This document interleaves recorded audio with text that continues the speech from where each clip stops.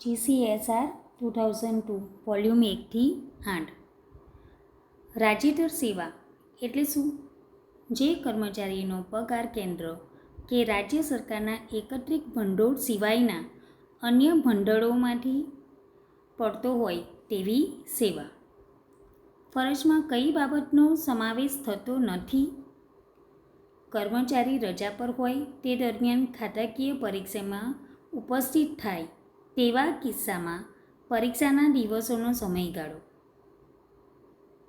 નીચે જણાવેલ બાબત પૈકી કઈ રકમને પગાર તરીકે ના ગણાય?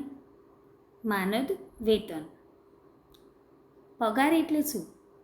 સુધારેલ પગાર ધોરણનો મૂળ પગાર અને તેમાં સ્થગિત ઇજાફાનો સમાવેશ.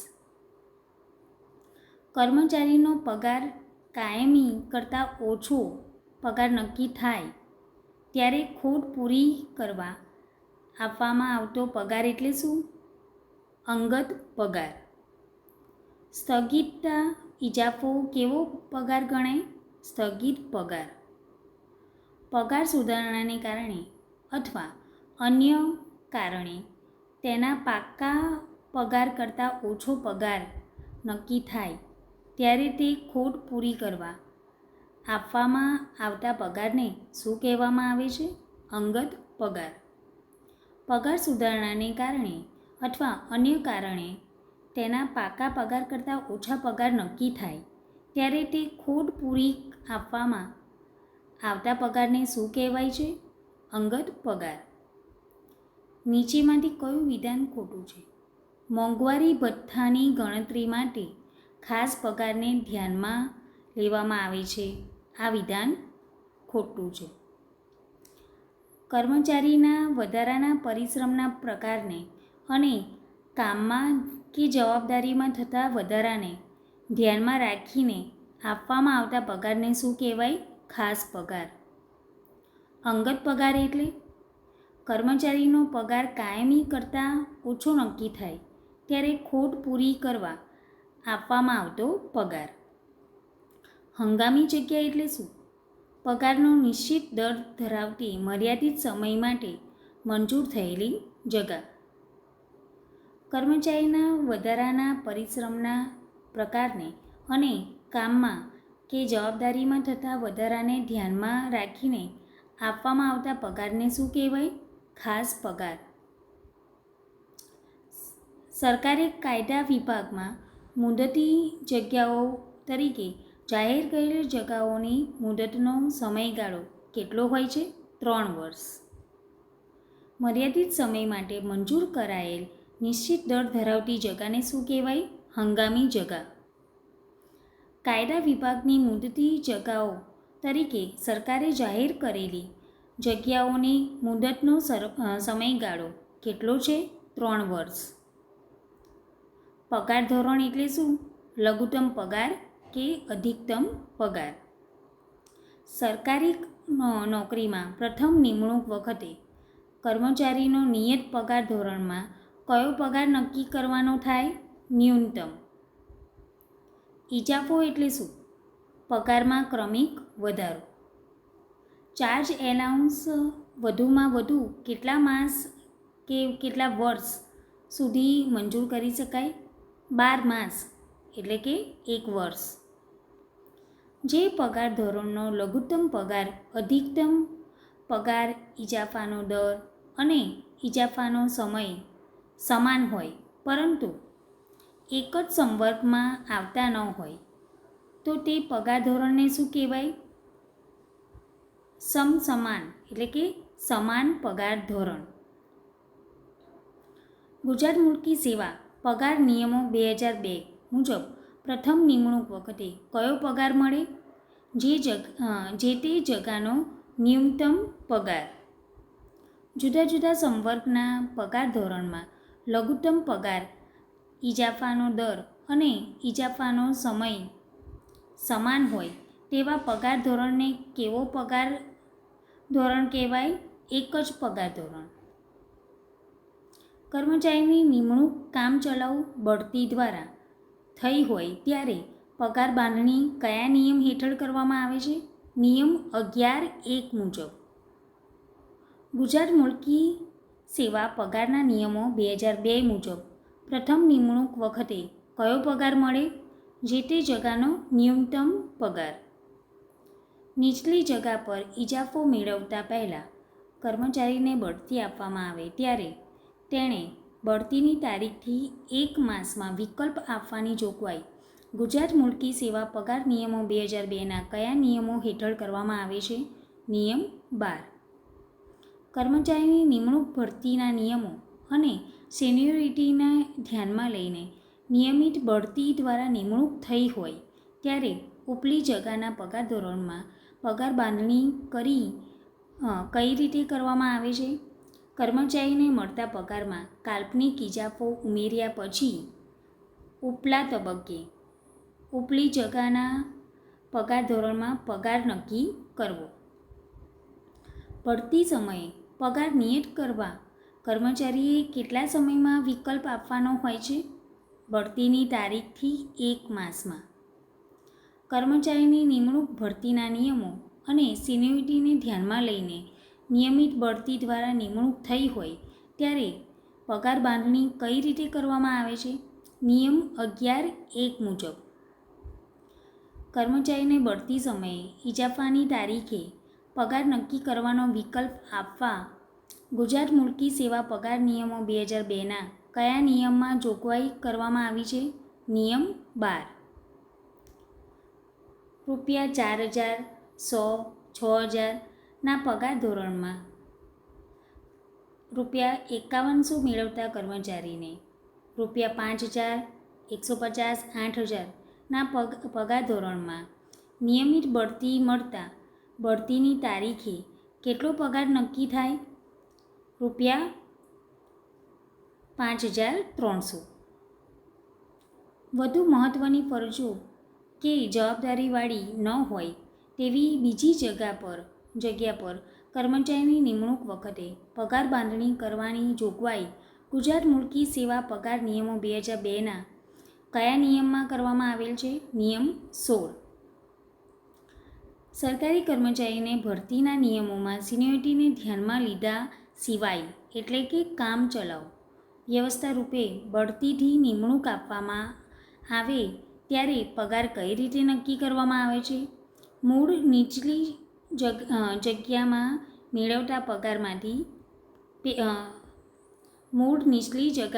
મેળવતા પગારમાં પછીની તબક્કે ઉપલી જગાના પગાર ધોરણમાં તેનો પગાર નક્કી કરવો. અજમાયશી સમય પૂરો થયો પછી પગાર નક્કી કરવા અંગે ગુજરાત મુલકી સેવા પગાર નિયમો 2002ના કયા નિયમમાં જોગવાઈ થયેલ છે? નિયમ 19. સરકારી કર્મચારીને ભરતીના નિયમોમાં સિનિયોરિટીને ધ્યાનમાં લીધા સિવાય એટલે કે કામચલાઉ વ્યવસ્થા રૂપે બઢતીથી નિમણૂક આપવામાં આવે ત્યારે પગાર કઈ રીતે નક્કી કરવામાં આવે છે? નિયમ 11(3) મુજબ. સરકારી કર્મચારીને સ્ટેમ્પિંગ આપવાનો લાભ આપી પગાર ફિક્સ કરવા અંગેની જોગવાઈ ગુજરાત મુલકી સેવા પગાર નિયમો 2002ના કયા નિયમમાં કરવામાં આવે છે? નિયમ 21. ₹4,000, 100, 6,000ના પગાર ધોરણમાં ₹5,100 મેળવતા કર્મચારીને ₹5,000, 150, 8,000ના પગાર ધોરણમાં કામચલાઉ બઢતી મળતા કેટલો પગાર થાય? ₹5,150. નોકરી કરતા કર્મચારીઓની અન્ય જગ્યા પર જાહેર સેવા આયોગ અથવા અન્ય માન્ય ભરતી પદ્ધતિ દ્વારા પસંદગીથી નિમણૂક કરવામાં આવે ત્યારે પગારના કયા નિયમના આધારે નક્કી કરવામાં આવે છે? નિયમ 23 અને નિયમ 13. વધુ જવાબદારીવાળી સંવર્ગ કેડરની જગા ઉપર એડહોક નિમણૂક વખતે પગાર કયા નિયમ મુજબ નક્કી કરવામાં આવે છે? નિયમ 11ના ત્રીજા નિયમ. કાયમી અને કાર્યકારી પગારનો સંબંધ ગુજરાત મુલકી પગાર નિયમોમાં કયા નિયમ હેઠળ દર્શાવાય છે? નિયમ 27. કર્મચારીને બઢતી સમયે ઇજાફાની તારીખે પગાર નક્કી કરવાનો સંકલ્પ આપવા ગુજરાત મુલકી સેવા પગાર નિયમો 2002ના કયા નિયમોમાં જોગવાઈ કરવામાં આવી છે? નિયમ 12. કર્મચારી દ્વારા પૂરી પાડવામાં આવેલ ખોટી માહિતીના આધારે ક્ષતિયુક્ત બઢતી કે નિમણૂક થયેલ હોય તેવા કિસ્સામાં કર્મચારીને ચૂકવવામાં આવેલ પગાર તથા ભથ્થાઓની વધુ ચૂકવાયેલ રકમ વસૂલવા અંગે શી જોગવાઈ છે? કર્મચારી પાસેથી વસૂલ કરવાની થાય છે. એક કર્મચારીએ રૂપિયા 9334,800 અને ગ્રેડ પે 4600માં પે બેનનો પગાર રૂપિયા 12,000 મેળવે છે. તેમને 5મી એપ્રિલ 2014ના રોજ 15,600થી 39,100 ગ્રેડ પે 5400માં બઢતી મળે છે. બઢતીની પગાર બાંધણી કઈ તારીખે કરવાથી લાભદાયક બની રહે? 5મી એપ્રિલ. ખોટી સિનિયોરિટીના કારણે ભૂલથી બઢતી આપવામાં આવી હોય અને ફરીથી પગાર નક્કી કરવાનો થાય ત્યારે ચૂકવાયેલ પગારની વસૂલાત બાબતે શું જોગવાઈ છે? વસૂલાત કરી શકાય નહીં. એક કર્મચારીને 9334,800 ગ્રેડ પે 4600માં પે બેન પગાર રૂપિયા 16,000 મેળવે છે. તેમને 5મી જૂન 2014ના રોજ 15,600થી 39,100 ગ્રેડ પે 5400માં બઢતી મળે છે. બઢતીની પગાર બાંધણી કઈ તારીખે કરવાથી લાભદાયક ગણાય? 1 જુલાઈ. ભવિષ્યના ઇજાફાને અસર કરતા ન બને તેવી રીતે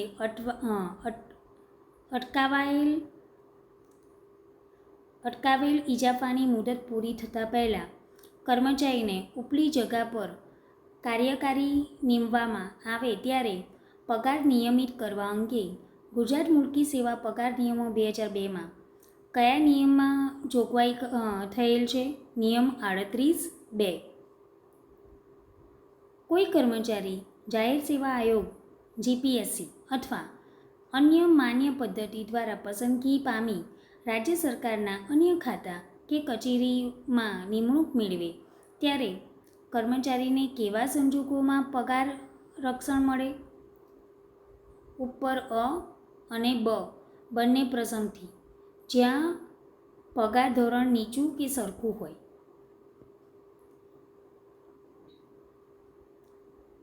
અજમાયશી બાબતો નીચેનામાંથી કઈ વિગત સાચી નથી?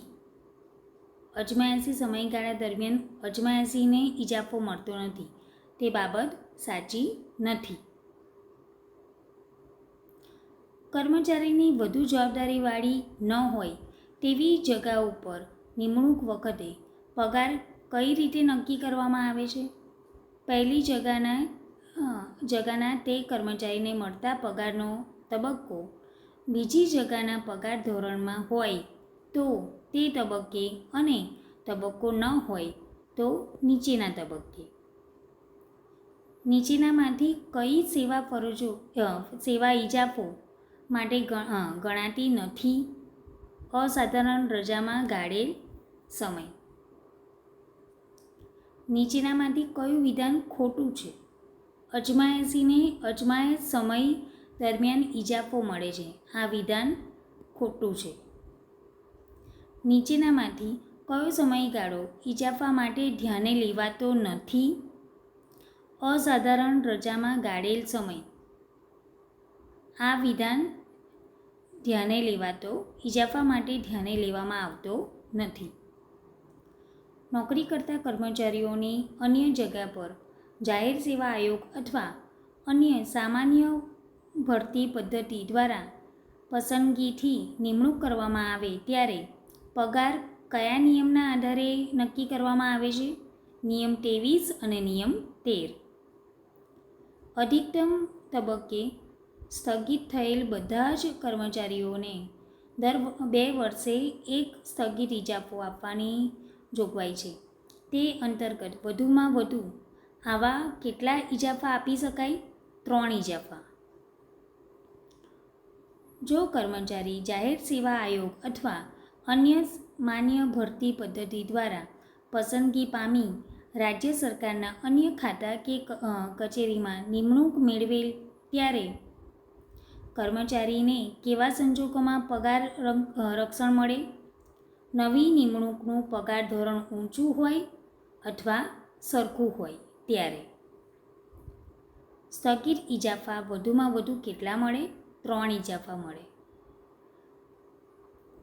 જગાનું પગાર ધોરણ બદલાય ત્યારે પગાર કઈ રીતે નક્કી કરવામાં આવે છે?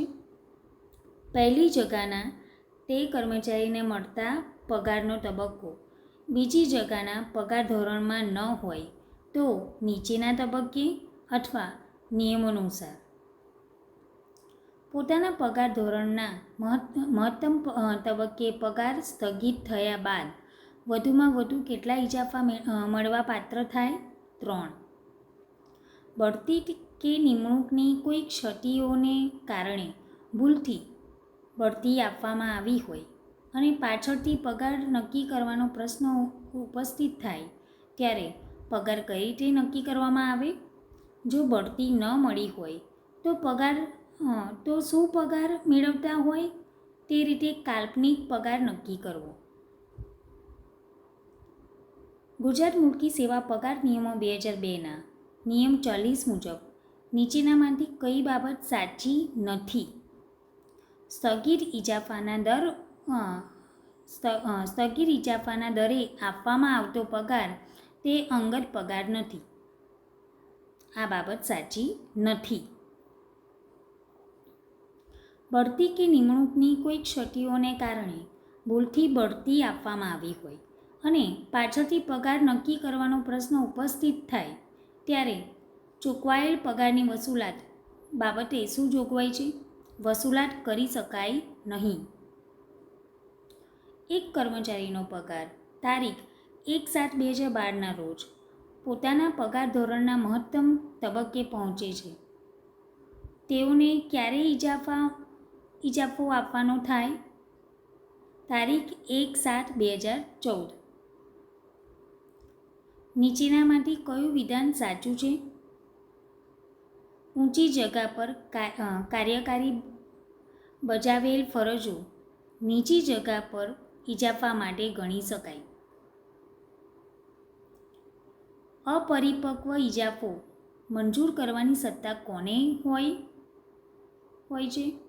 જગા મંજૂર કરવાની સત્તા ધરાવતા અધિકારીને.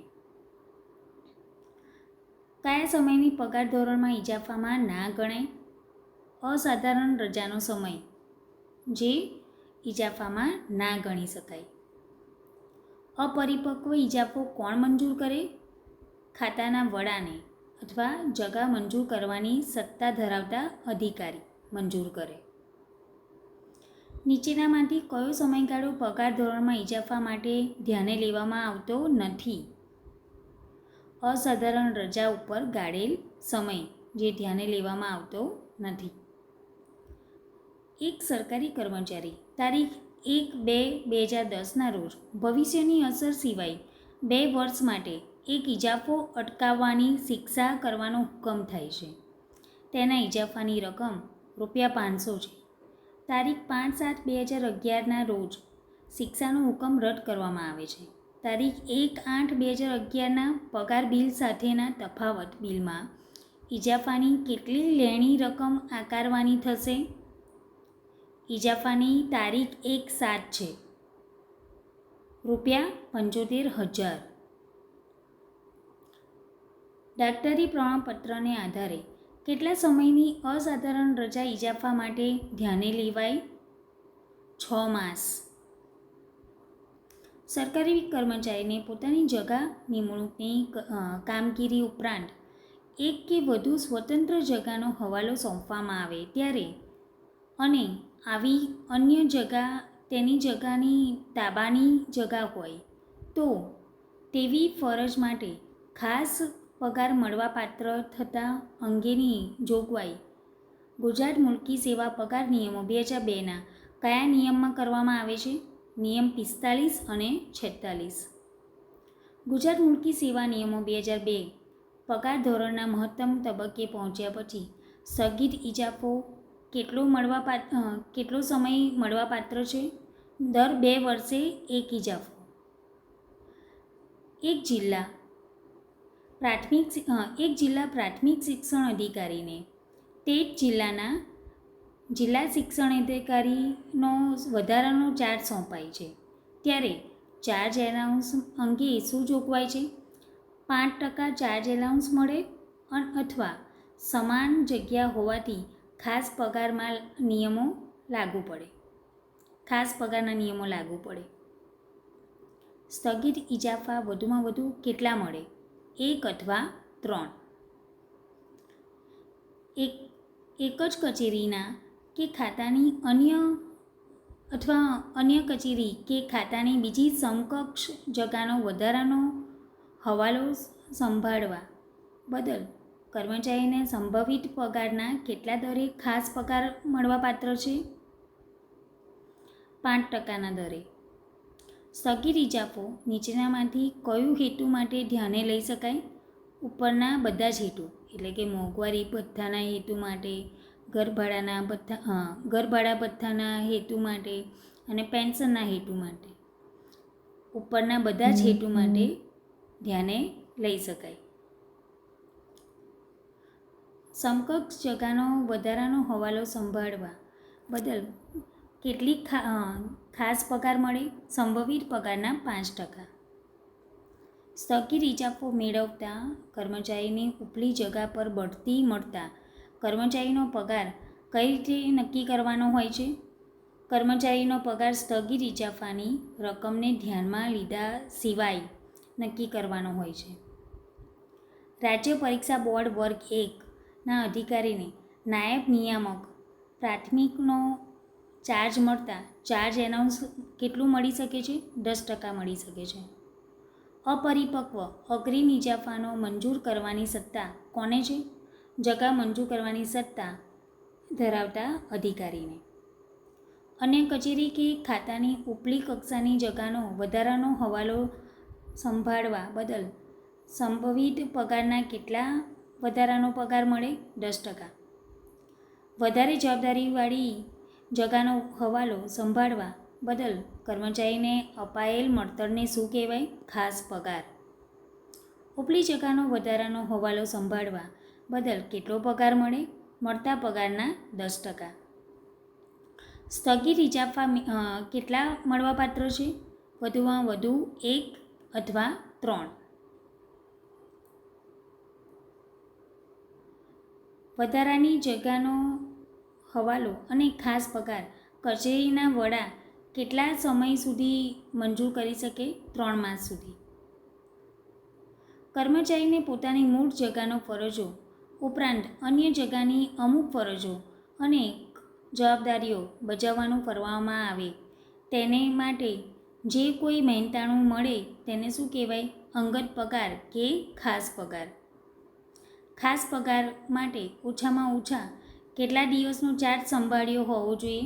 10 દિવસથી વધુ અથવા ચોક્કસ સમયમર્યાદા. નીચેની જગાનો વધારાનો હવાલો સંભાળવા બદલ કેટલો ખાસ પગાર મળે? ખાસ પગાર ન મળે જો નીચલી જગ્યા હોય તો. સતત કેટલા સમય કરતાં વધારે સમયથી ખાલી પડેલ જગ્યા માટે ચાર્જ એલાઉન્સ મંજૂર કરી શકાય નહીં? 3 વર્ષ. વર્ગ 1ના અધિકારીને 6 માસ માટે વર્ગ 2ની જગ્યાનો વધારાનો હવાલો સોંપાય તો ખાસ પગાર કેટલો મળવાપાત્ર છે? ખાસ પગાર મળવાપાત્ર નથી. ખાલી જગ્યાનો વધારાનો હવાલો સંભાળવા બદલ કર્મચારી કે અધિકારીને આપવામાં આવતો ખાસ પગાર વધારાનો પગાર ક્યારે મળવાપાત્ર થાય? વધારાનો હવાલો ઓછામાં ઓછો 30 દિવસ કરતાં વધુ સમય સુધી સંભાળેલ હોય. સમકક્ષ જગ્યાનો વધારાનો હવાલો સંભાળવા બદલ કેટલો ખાસ પગાર મળે? સંભવિત પગારના 5%. વર્ગ 2ના અધિકારી વર્ગ 2ના બીજા અધિકારીનો વધારાનો હવાલો 3 માસ માટે સંભાળે તો કેટલો ખાસ પગાર મળવાપાત્ર છે? 5% મુજબ. વર્ગ 2ના અધિકારી વર્ગ 1ની જગ્યાનો વધારાનો હવાલો 6 માસ માટે સંભાળે છે તો કેટલો ખાસ પગાર મળવાપાત્ર છે? 10% મુજબ. ઉપલી જગાનો વધારાનો હવાલો સંભાળવા બદલ કેટલો ખાસ પગાર મળે? સંભવિત પગારના 10%. ખાસ પગાર નીચેનામાંથી કયા હેતુ માટે ધ્યાને લઈ શકાય? ઉપરોક્ત માટે એક પણ નહીં, એટલે કે મોંઘવારી ભથ્થાના હેતુ માટે ના લઈ શકાય. ખાસ પગારમાંથી કયા હેતુ માટે ધ્યાને લઈ શકાય? ખાસ પગાર માટે મોંઘવારી ભથ્થાના હેતુ માટે ધ્યાને ના લઈ શકાય, ઘરભાડાના હેતુ માટે ધ્યાને ન લઈ શકાય અને પેન્શનના હેતુ માટે પણ ધ્યાને ન લઈ શકાય. નીચેનામાંથી કયા કિસ્સામાં ચાર્જ એલાઉન્સ મળે? ઉપરમાંથી એક પણ કિસ્સામાં ન મળે અથવા નિયમ મુજબ પૂરા દિવસો થયા હોય તો મળે. કેટલો સમય વધારાનો હવાલો સંભાળેલ હોય તો ચાર્જ એનાઉન્સ મળે? 30 દિવસ કે તેથી વધુ ચાર્જ સંભાળેલો હોય તો ચાર્જ એનાઉન્સ મળે. સરકારી કર્મચારીને વધારાનો હવાલો સંભાળવા માટેનો ખાસ પગાર વધુમાં વધુ કેટલા સમય માટે મળવાપાત્ર છે? 6 માસ માટે. ખાસ કારણોની નોંધ કરી 12 માસ કરતાં વધુ સમય સુધી ખાલી પડેલ જગા સંબંધમાં મંજૂરીના હુકમમાં ખાસ કારણોની નોંધ કરી કોણ ખાસ પગાર મંજૂર કરી શકશે? વહીવટી વિભાગના સચિવ. કેટલા સમયથી વધુ સમય ખાલી રહેલ જગા સ્થગિત ગણાશે? 3 માસથી વધુ કે 12 માસથી વધુ. ગુજરાત મુલકી નોકરીની સામાન્ય શરતો નિયમો 2002.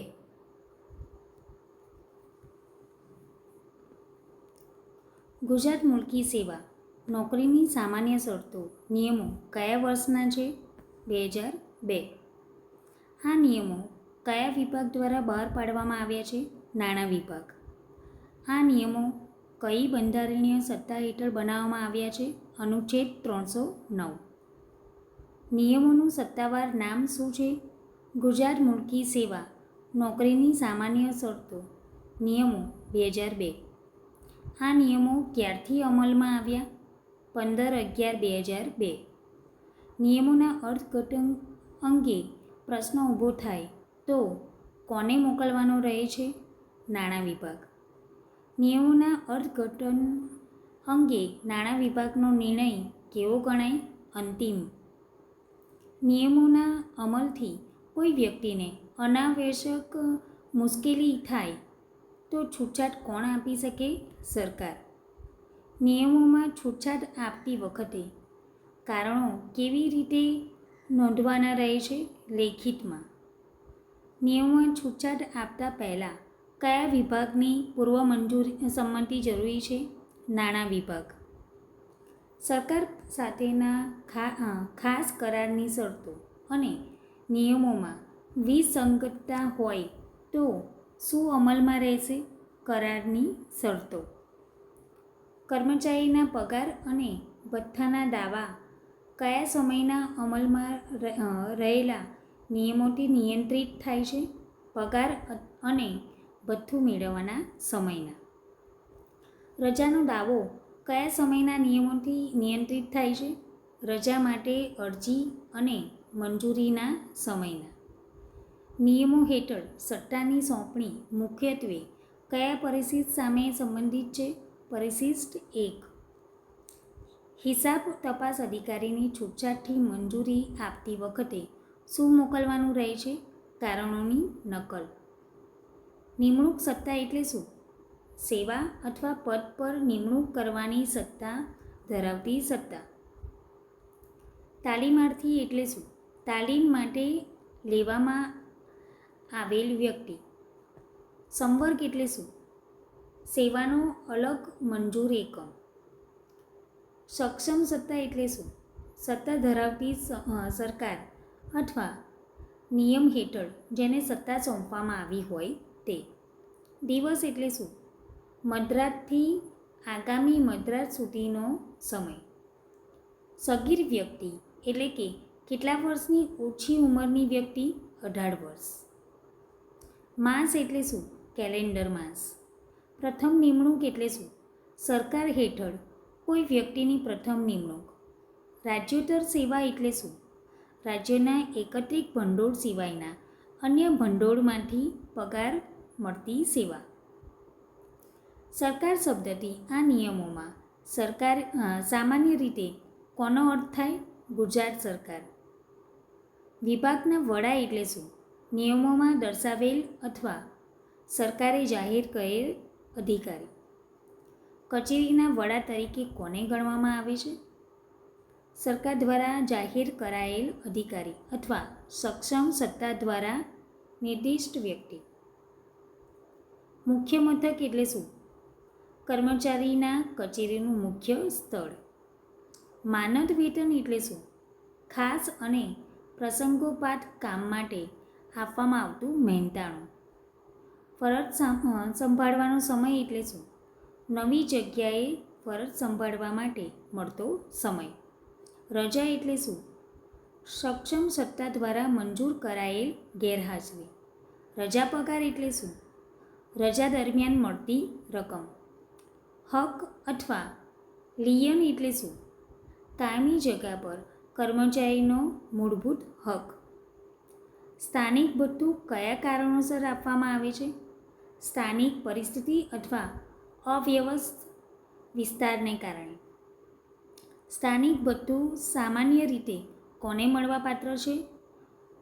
મંજૂર વિસ્તારમાં મુખ્ય મથક ધરાવતા કર્મચારીને. તબીબી સત્તામાં નીચેનામાંથી કોનો સમાવેશ થઈ શકે? ઉપરોક્ત બધા એટલે કે સિવિલ સર્જન, સિવિલ હોસ્પિટલના અધિક્ષક અને તબીબી મંડળ. તબીબી મંડળમાં સામાન્ય રીતે કેટલા તબીબી અધિકારીઓ હોય છે? 3. સ્થાયી તબીબી મંડળો કયા સ્થળે સ્થાપવામાં આવ્યા છે? અમદાવાદ, જામનગર, બરોડા અને સુરત. મંત્રીમંડળ કર્મચારી શબ્દથી સામાન્ય રીતે કયા વર્ગનો કર્મચારી સમજાય છે? વર્ગ 3. બિન સરકારી સભ્ય એટલે શું? સરકારી કર્મચારી સિવાયની વ્યક્તિ. કાર્યકારી ધોરણે ફરજ બજાવવી એટલે શું? અન્ય કર્મચારીના હકવાળી જગાની ફરજો બજાવવી. પગારમાં મુખ્યત્વે શું સામેલ થાય છે? મૂળ પગાર અને સ્થગિત ઇજાફા. કાયમી જગ્યા એટલે શું? નિશ્ચિત પગાર ધોરણવાળી અને સમય મર્યાદા વિના મંજૂર જગા. અંગત પગાર શા માટે આપવામાં આવે છે? કર્મચારીને પગારમાં થતી ખોટથી બચાવવા. અજમાયશી કર્મચારી એટલે શું?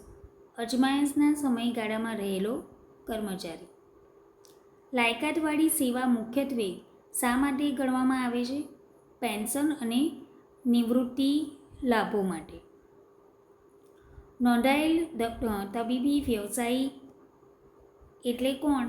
સંબંધિત કાયદા હેઠળ નોંધાયેલ તબીબી વ્યવસાયિક. સેવા પોથીમાં શું હોય છે? સેવા પોથી અને સેવા રોલ. ખાસ પગાર શા માટે આપવામાં આવે છે? વિશેષ કામ અથવા વધારાની જવાબદારી માટે.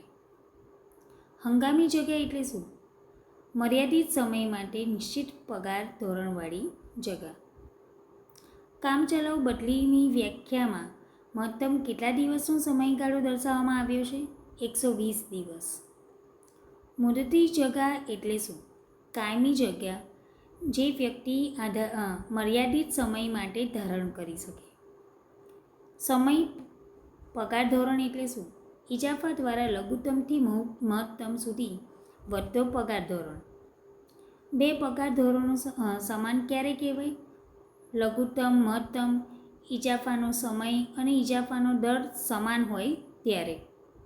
બદલી એટલે શું? એક મુખ્ય મથકથી બીજા મુખ્ય મથકે ફરજ માટે જવું. મુસાફરી ભથ્થું શા માટે આપવામાં આવે છે? સરકારી ફરજના હેતુથી થયેલી મુસાફરીના ખર્ચ માટે. તિજોરીમાં નીચેનામાંથી કોનો સમાવેશ થાય છે? તિજોરી, પેટા તિજોરી અને પગાર હિસાબ કચેરી. પેન્શનપાત્ર પગાર કેવી રીતે નક્કી કરવામાં આવે છે? છેલ્લા 10 મહિનાના સરેરાશ પગારથી. પેન્શનર એટલે કોણ? પેન્શન મંજૂર થયેલ નિવૃત્ત કર્મચારી. પેન્શન ચૂકવણી હુકમ કોણ જારી કરે છે? પેન્શન અને ભવિષ્ય નિધિના નિયામક. સરકારી સેવા માટે સામાન્ય રીતે લઘુત્તમ ઉંમર કેટલી હોવી જોઈએ? 18 વર્ષ.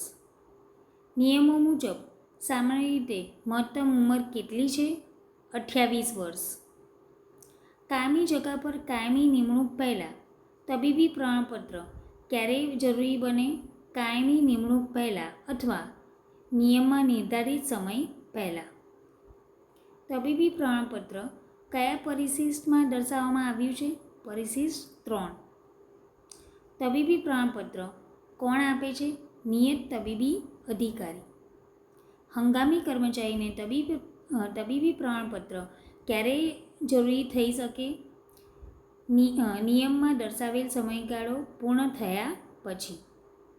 તબીબી પ્રમાણપત્રની નોંધ ક્યાં કરવામાં આવે છે? સેવાપોથીમાં.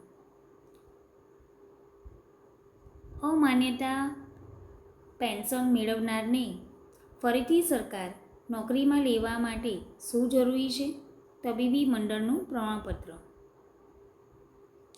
તબીબી મંડળમાં કોનો સમાવેશ થઈ શકે? તબીબી મંડળના સભ્યો અને સંબંધિત રોગના નિષ્ણાત. નિવૃત્તિ પછી ટૂંકા સમયગાળામાં ફરીથી નોકરી મળે તો તબીબી પ્રમાણપત્ર બાબતે શું જોગવાઈ હોઈ શકે છે? છૂટ મળી શકે. કાયમી જગા પર કાયમી નિમણૂક મળતા કર્મચારીને શું મળે છે? લિયન અથવા કે હક. એક જ કાયમી જગા પર એક સાથે 2 કર્મચારીઓને કાયમી હક આપી શકાય? ના. એક કર્મચારીને એક સાથે 2 કાયમી જગા પર કાયમી હક આપી શકાય? ના. કર્મચારીના લિયન કયા સમય દરમિયાન જળવાઈ રહે છે? ઉપરોક્ત બધા એટલે કે ફરજ દરમિયાન, રજા દરમિયાન અને પ્રતિનિયુક્તિ દરમિયાન. રાજ્યોત્તર સેવા દરમિયાન કર્મચારીની લિયન અંગે શું જોગવાઈ છે? સામાન્ય રીતે જળવાઈ રહે છે. લિયન કયા સંજોગોમાં સ્થગિત કરી શકાય? નિયમોમાં દર્શાવેલ ચોક્કસ સંજોગોમાં. બીજી કાયમી જગા પર કાયમી હક મળ્યા પછી અગાઉનું લિયનનું શું થાય? અગાઉનું લિયન સમાપ્ત થાય. મુદતી જગા પરની લિયન બાબતે શું સાચું છે? નિયમો મુજબ નિર્ધારિત સંજોગો સિવાય સ્થગિત કરી શકાતી નથી. કર્મચારીને સામાન્ય રીતે ઓછા પગારવાળી જગા પર કાયમી બદલી કરી શકાય? ના. નિયમમાં દર્શાવેલ અપવાદ સિવાય. ઓછા પગારવાળી જગા પર બદલી માટે નીચેનામાંથી કઈ બાબત માન્ય હોઈ શકે? કર્મચારીને લેખિત વિનંતી. કર્મચારીના પગાર અને ભથ્થા સામાન્ય રીતે કઈ બાબત સાથે જોડાયેલ હોય છે? ફરજ સંભાળવાની તારીખથી. ફરજ સંભાળતી વખતે પગાર કઈ તારીખથી મળવાપાત્ર બને છે? ફરજ સંભાળ્યાની તારીખથી. ફરજ છોડતી વખતે પગાર કઈ તારીખ સુધી મળવાપાત્ર ગણાય? ફરજ છોડ્યાની તારીખ સુધી નિયમ મુજબ. ફરજનો હવાલો સામાન્ય રીતે ક્યાં સોંપવાનો હોય છે? મુખ્ય મથકે. ફરજનો હવાલો સોંપતી વખતે સામાન્ય રીતે કોણ હાજર રહે છે? બંને કર્મચારી. બઢતીમાં નવી જગાની વધારાની જવાબદારી હોય તો ઉચ્ચતર પગાર સામાન્ય રીતે ક્યારથી મળે છે? નવી જગાની ફરજ સંભાળવાની તારીખથી. સરકારી કર્મચારીનો સંપૂર્ણ સમય કોના હવાલે હોય છે? સરકારના હવાલે. હંગામી સરકારી કર્મચારીની સેવા કોણ લેખિત નોટિસથી સમાપ્ત કરી શકે છે? નિમણૂક સત્તાધિકારી. 1 વર્ષથી વધુ સેવા ધરાવતા હંગામી કર્મચારીની સેવા સમાપ્ત કરવા સામે શું જરૂરી છે? લેખિત નોટિસ. સરકારી કર્મચારી રાજીનામું કોને આપે છે? નિમણૂક સત્તાને. રાજીનામું ક્યારે અસરકારક બને છે? સક્ષમ સત્તા દ્વારા સ્વીકારવામાં આવે ત્યારે. રાજીનામું સ્વીકારતા પહેલાં કઈ બાબત તપાસવી જરૂરી છે? ઉપરના બધા એટલે કે સરકારી લેણા, શિસ્તભંગની કાર્યવાહી અને ફોજદારી કાર્યવાહી ઉપરના બધા જ બાબત તપાસવી જરૂરી છે. કર્મચારી સામે સરકારી નાણાંની બાકી રકમ હોય તો રાજીનામું બાબતે શું થઈ શકે છે? બાકી રકમની વસૂલાત બાબતે કાર્યવાહી જરૂર થઈ શકે છે.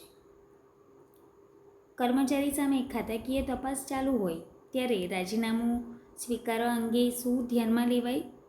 તપાસની સ્થિતિ ધ્યાનમાં લેવાય. ફોજદારી કેસ ચાલુ હોય ત્યારે રાજીનામું બાબતે શું કરવું? કેસની સ્થિતિ ધ્યાનમાં લેવી. કર્મચારીની સેવા સંબંધિત વિગતો કયા દસ્તાવેજમાં નોંધવામાં આવે છે? સેવા પોથીમાં. સેવા પોથીની જાળવણીની મુખ્ય જવાબદારી કોની હોય છે? કચેરીના વડાની. સેવા પોથીમાં કઈ બાબતો નોંધાય છે? ઉપરના બધા એટલે કે નિમણૂક, બઢતી અને બદલી અને રજા અને સેવા સંબંધિત વિગતો બધી જ બાબત સેવા પોથીમાં નોંધાય છે. સેવા પોથીમાં નોંધો કેવી રીતે કરવી જોઈએ? નિયમ મુજબ અને પ્રમાણિત રીતે. ગુજરાત મુલકી સેવા નોકરીની સામાન્ય શરતો નિયમો 2002નો મુખ્ય હેતુ શું છે? સરકારી કર્મચારીઓની સેવાની સામાન્ય શરતોનું નિયમન કરવું. ગુજરાત મુલકી સેવા રજાના નિયમો 2002. ગુજરાત મુલકી સેવા રજા નિયમો કયા વર્ષના છે? 2002. આ નિયમો કયા બંધારણીય અનુચ્છેદ હેઠળ બનાવવામાં આવ્યા છે? 309. આ નિયમો ક્યારથી અમલમાં આવ્યા? રાજપત્રમાં પ્રકાશનની તારીખથી. આ નિયમોનું અર્થઘટન કરવાની સત્તા કોને છે? નાણાં વિભાગ. આ નિયમોના અર્થઘટન અંગે નાણાં વિભાગનો નિર્ણય કેવો છે? અંતિમ. નિયમોમાં છૂટછાટ આપવાની સત્તા કોને છે? સરકારને. નિયમોના છૂટછાટ આપતી વખતે કારણો કેવી રીતે નોંધવાના રહે છે? લેખિતમાં. છૂટછાટ આપતા પહેલાં કયા વિભાગની પૂર્વ સંમતિ જરૂરી છે? નાણાં વિભાગ. નિયમો મુખ્યત્વે કોને લાગુ પડે છે? રાજ્ય સરકારના સંબંધિત કર્મચારીઓને. રજાના નિયમોમાં સત્તાની સોંપણી કયા પરિશિષ્ટમાં છે? પરિશિષ્ટ 1. રજા એટલે શું? સક્ષમ સત્તા દ્વારા મંજૂર ગેરહાજરી. રજા પગાર એટલે શું? રજા દરમિયાન મળવાપાત્ર પગાર. અર્જિત રજાનો અર્થ શું છે? સેવા દરમિયાન નિયમ મુજબ પ્રાપ્ત થતી રજા. અર્ધ પગાર રજામાં રજા પગાર સામાન્ય રીતે કેટલો હોય છે? અડધો. અસાધારણ રજા દરમિયાન રજા પગાર મળે છે? સામાન્ય રીતે મળતો નથી. રજા કર્મચારીનો હક છે? ના. રજા મંજૂર કરતી વખતે સૌથી મહત્ત્વની બાબત શું છે? જાહેર સેવાની જરૂરિયાત. રજા મંજૂર કરવાથી સંવર્ગમાં શું ન થવું જોઈએ? કર્મચારીઓની અયોગ્ય અછત થવી. રજા પર ગયેલા કર્મચારીની ફરજ સામાન્ય રીતે કોણ બજાવે? અન્ય સરકારી કર્મચારી. એક પ્રકારની રજાને બીજા પ્રકારની રજામાં ફેરવવાનું શું કહેવાય? રૂપાંતરણ. જુદી પ્રકારની રજાઓને જોડીને લઈ શકાય? હા, નિયમોને આધીન રહીને. સતત રજાની મહત્તમ અવધિ અંગે કયો નિયમ છે? નિયમ 16. રજા પર હોય ત્યારે અન્ય જગ્યાએ નોકરી કરી શકાય?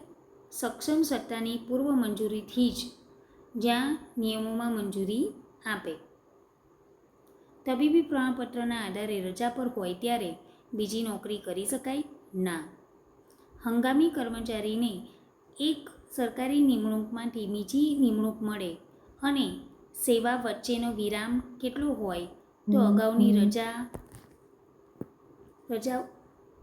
આગળ લઈ જઈ શકાય, 6 દિવસથી વધુ નહીં. રજાની અરજી કયા નમૂનામાં કરવાની હોય છે? નમૂના 1. રજા ખાતું કયા નિયમોમાં રાખવામાં આવે છે? નિયમો 2. રજા મંજૂર કરતા પહેલાં શું ચકાસવું જરૂરી છે? રજા પાત્રતા. રજા મંજૂર કરવાના હુકમમાં રજા ખાતાની કઈ વિગતો મહત્ત્વની છે? બાકી રજાનો જથ્થો. રજાની પાત્રતા અંગે અહેવાલમાં વિલંબ થાય તો કામચલાઉ ધોરણે કેટલી રજા મંજૂર થઈ શકે? 60 દિવસ. બરતરફ એટલે દૂર કરવાની કાર્યવાહી થઈ હોય તેવા કર્મચારીને સામાન્ય રીતે રજા આપી શકાય? ના. ટૂંકા અંતરે વારંવાર તબીબી પ્રમાણપત્રના આધારે રજા લેતા કર્મચારીને કોની તપાસ માટે મોકલી શકાય? તબીબી મંડળ. તબીબી મંડળની રચના કયા નિયમમાં છે? નિયમ 32. તબીબી મંડળ સમક્ષ સરકારી કર્મચારીની હાજરી કયા નિયમમાં છે? નિયમ 33. તબીબી મંડળ બોલાવવાની જોગવાઈ કયા નિયમમાં છે? નિયમ 34. તબીબી કારણોસર રજા મંજૂર કરવાની જોગવાઈ કયા નિયમમાં છે? નિયમ 35. વર્ગ 4ના કર્મચારીને તબીબી કારણોસર રજા અંગે કયો નિયમ છે? નિયમ 36. તબીબી પ્રમાણપત્ર આપવા અંગેની શરતો કયા નિયમમાં છે? નિયમ 37. તબીબી પ્રમાણપત્રની આપોઆપ રજાનો હક મળે છે? ના. તબીબી પ્રમાણપત્રથી રજાનો હક ઊભો થતો નથી. આ કયા નિયમમાં છે? નિયમ 38. ફરજ પર પાછા ફરવા અંગે તબીબી બાબત કયા નિયમ સાથે સંબંધિત છે? નિયમ 43. તબીબી મંડળમાં સામાન્ય રીતે કેટલા નોંધાયેલ તબીબી વ્યવસાયીઓ હોય છે? 3. તબીબી મંડળ કયા સ્થળે રચાય છે? અમદાવાદ, જામનગર, બરોડા અને સુરત. તબીબી મંડળના અધ્યક્ષ તરીકે સામાન્ય રીતે કોણ હોય છે? સંબંધિત સિવિલ સર્જન. જ્યાં સિવિલ સર્જનની જગ્યા ન હોય ત્યાં અધ્યક્ષ તરીકે કોણ હોઈ શકે? મેડિસિનના વરિષ્ઠ પ્રોફેસર. તબીબી મંડળના સભ્યો કયા પ્રકારના હોવા જોઈએ? નોંધાયેલ તબીબી વ્યવસાયિક. તબીબી મંડળ સમક્ષ કર્મચારીને હાજર થવા કોણ કહી શકે? સક્ષમ સત્તા. વારંવાર ટૂંકા અંતરે તબીબી રજા લેવાનું મુખ્ય પરિણામ શું થઈ શકે? તબીબી મંડળ સમક્ષ તપાસ. તબીબી મંડળ કર્મચારીની કઈ બાબત અંગે અભિપ્રાય આપે છે? તબીબી યોગ્યતા. તબીબી કારણોસર રજા માટેનું પ્રમાણપત્ર કયા અધિકૃત તબીબી સ્ત્રોતથી હોવું જોઈએ? નિયત તબીબી સત્તા. તબીબી રજા માટેનું પ્રમાણપત્ર આપમેળે રજા મંજૂર કરાવે છે? ના. તબીબી મંડળની બેઠકનું આયોજન કયા નિયમ હેઠળ થાય છે? નિયમ 34. તબીબી કારણસર રજા મંજૂર કરવાની અંતિમ સત્તા કોની હોય છે? સક્ષમ રજા મંજૂર સત્તાની. તબીબી પ્રમાણપત્રમાં કઈ બાબત દર્શાવવામાં આવે છે? કર્મચારી તબીબી રીતે રજા માટે અયોગ્ય કે યોગ્ય હોવાની સ્થિતિ. તબીબી રજા પૂરી થયા પછી ફરજ પર આવવા માટે શું જરૂરી છે? તંદુરસ્તીનું પ્રમાણપત્ર. તબીબી રજા પરથી પરત ફરતા કર્મચારીની તબીબી યોગ્યતા કોણ પ્રમાણિત કરે છે? નિયત તબીબી સત્તા. તબીબી કારણોસર કર્મચારી ફરજ પર પાછો આવી શકે તેવી શક્યતા ન હોય તો કયા નિયમમાં ખાસ જોગવાઈ છે? નિયમ 39. રજાની શરૂઆત અંગે કયો નિયમ છે? નિયમ 40. રજા સાથે જાહેર રજા જોડાવી જોગવાઈ કયા નિયમમાં છે? નિયમ 41. રજા પૂરી થાય તે પહેલાં કર્મચારીને ફરજ પર પાછો બોલાવી શકાય? હા. વહેલી ફરજ પર પાછા બોલાવવાની જોગવાઈ કયા નિયમમાં છે? નિયમ 42. રજા પરથી પરત ફરવાની જોગવાઈ કયા નિયમમાં છે? નિયમ 43. રજા પૂરી થયા પછી મંજૂરી વગર ગેરહાજરીને શું ગણવામાં આવે છે? વધારાની ગેરહાજરી. રજા પૂરી થયા પછી ઇરાદાપૂર્વક ગેરહાજરી માટે શું થઈ શકે? શિસ્તભંગની કાર્યવાહી. મંજૂર રજા કરતાં વધારે ગેરહાજરીનો સમય સામાન્ય શું ગણાય? અર્ધ પગાર રજા કે અસાધારણ રજા નિયમ મુજબ. રજા પૂરી થયા પછી વધારાની ગેરહાજરીના સમયગાળામાં રજા પગાર મળે છે? નિયમ મુજબ નહીં. રજા વચ્ચે આવતા રવિવાર અને જાહેર રજાઓનો સમય સામાન્ય કેવી રીતે ગણાય? નિયમ મુજબ રજાના સમયગાળામાં આવે છે. બિન વેકેશન વિભાગના કર્મચારીને અર્જિત રજા દર અર્ધ વર્ષે કેટલી મળે છે? 15 દિવસ. અર્જિત રજા કઈ તારીખે અગાઉથી ખાતામાં જમા થાય છે? 1 જાન્યુઆરી અને 1 જુલાઈ. અર્જિત રજાનો સામાન્ય વાર્ષિક જમા દર કેટલો છે? 30 દિવસ. અર્જિત રજાનો બાકીનો જથ્થો આગામી અર્ધ વર્ષમાં લઈ જઈ શકાય? હા. અર્જિત રજાનો મહત્તમ જથ્થો કેટલો થઈ શકે?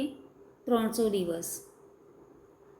અગાઉના અર્ધ વર્ષમાં લીધેલી અસાધારણ રજાને કારણે અર્જિત રજાના ક્રેડિટમાં કેટલી કપાત થાય છે? 1 આ કપાતથી મહત્તમ મર્યાદા કેટલી છે? 15 દિવસ. નવી નિમણૂક થયેલા કર્મચારીને પૂર્ણ કેલેન્ડર માસ દીઠ અર્જિત રજા કેટલી મળે? 2 દિવસ આખા અને અડધી દિવસ. અર્જિત રજાની ગણતરીમાં અપૂર્ણ દિવસનું શું થાય? નજીકના પૂર્ણ દિવસ સુધી ગોળ કરવામાં આવે છે. એક સમયે સામાન્ય રીતે અર્જિત રજા મહત્તમ કેટલી મંજૂર થઈ શકે? 120 દિવસ.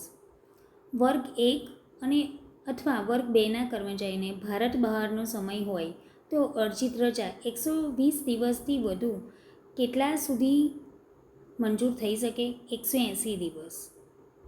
અર્જિત રજા સામાન્ય રીતે કેલેન્ડર વર્ષમાં વધુમાં વધુ કેટલા પ્રસંગે રજૂ કરી શકાય? 3.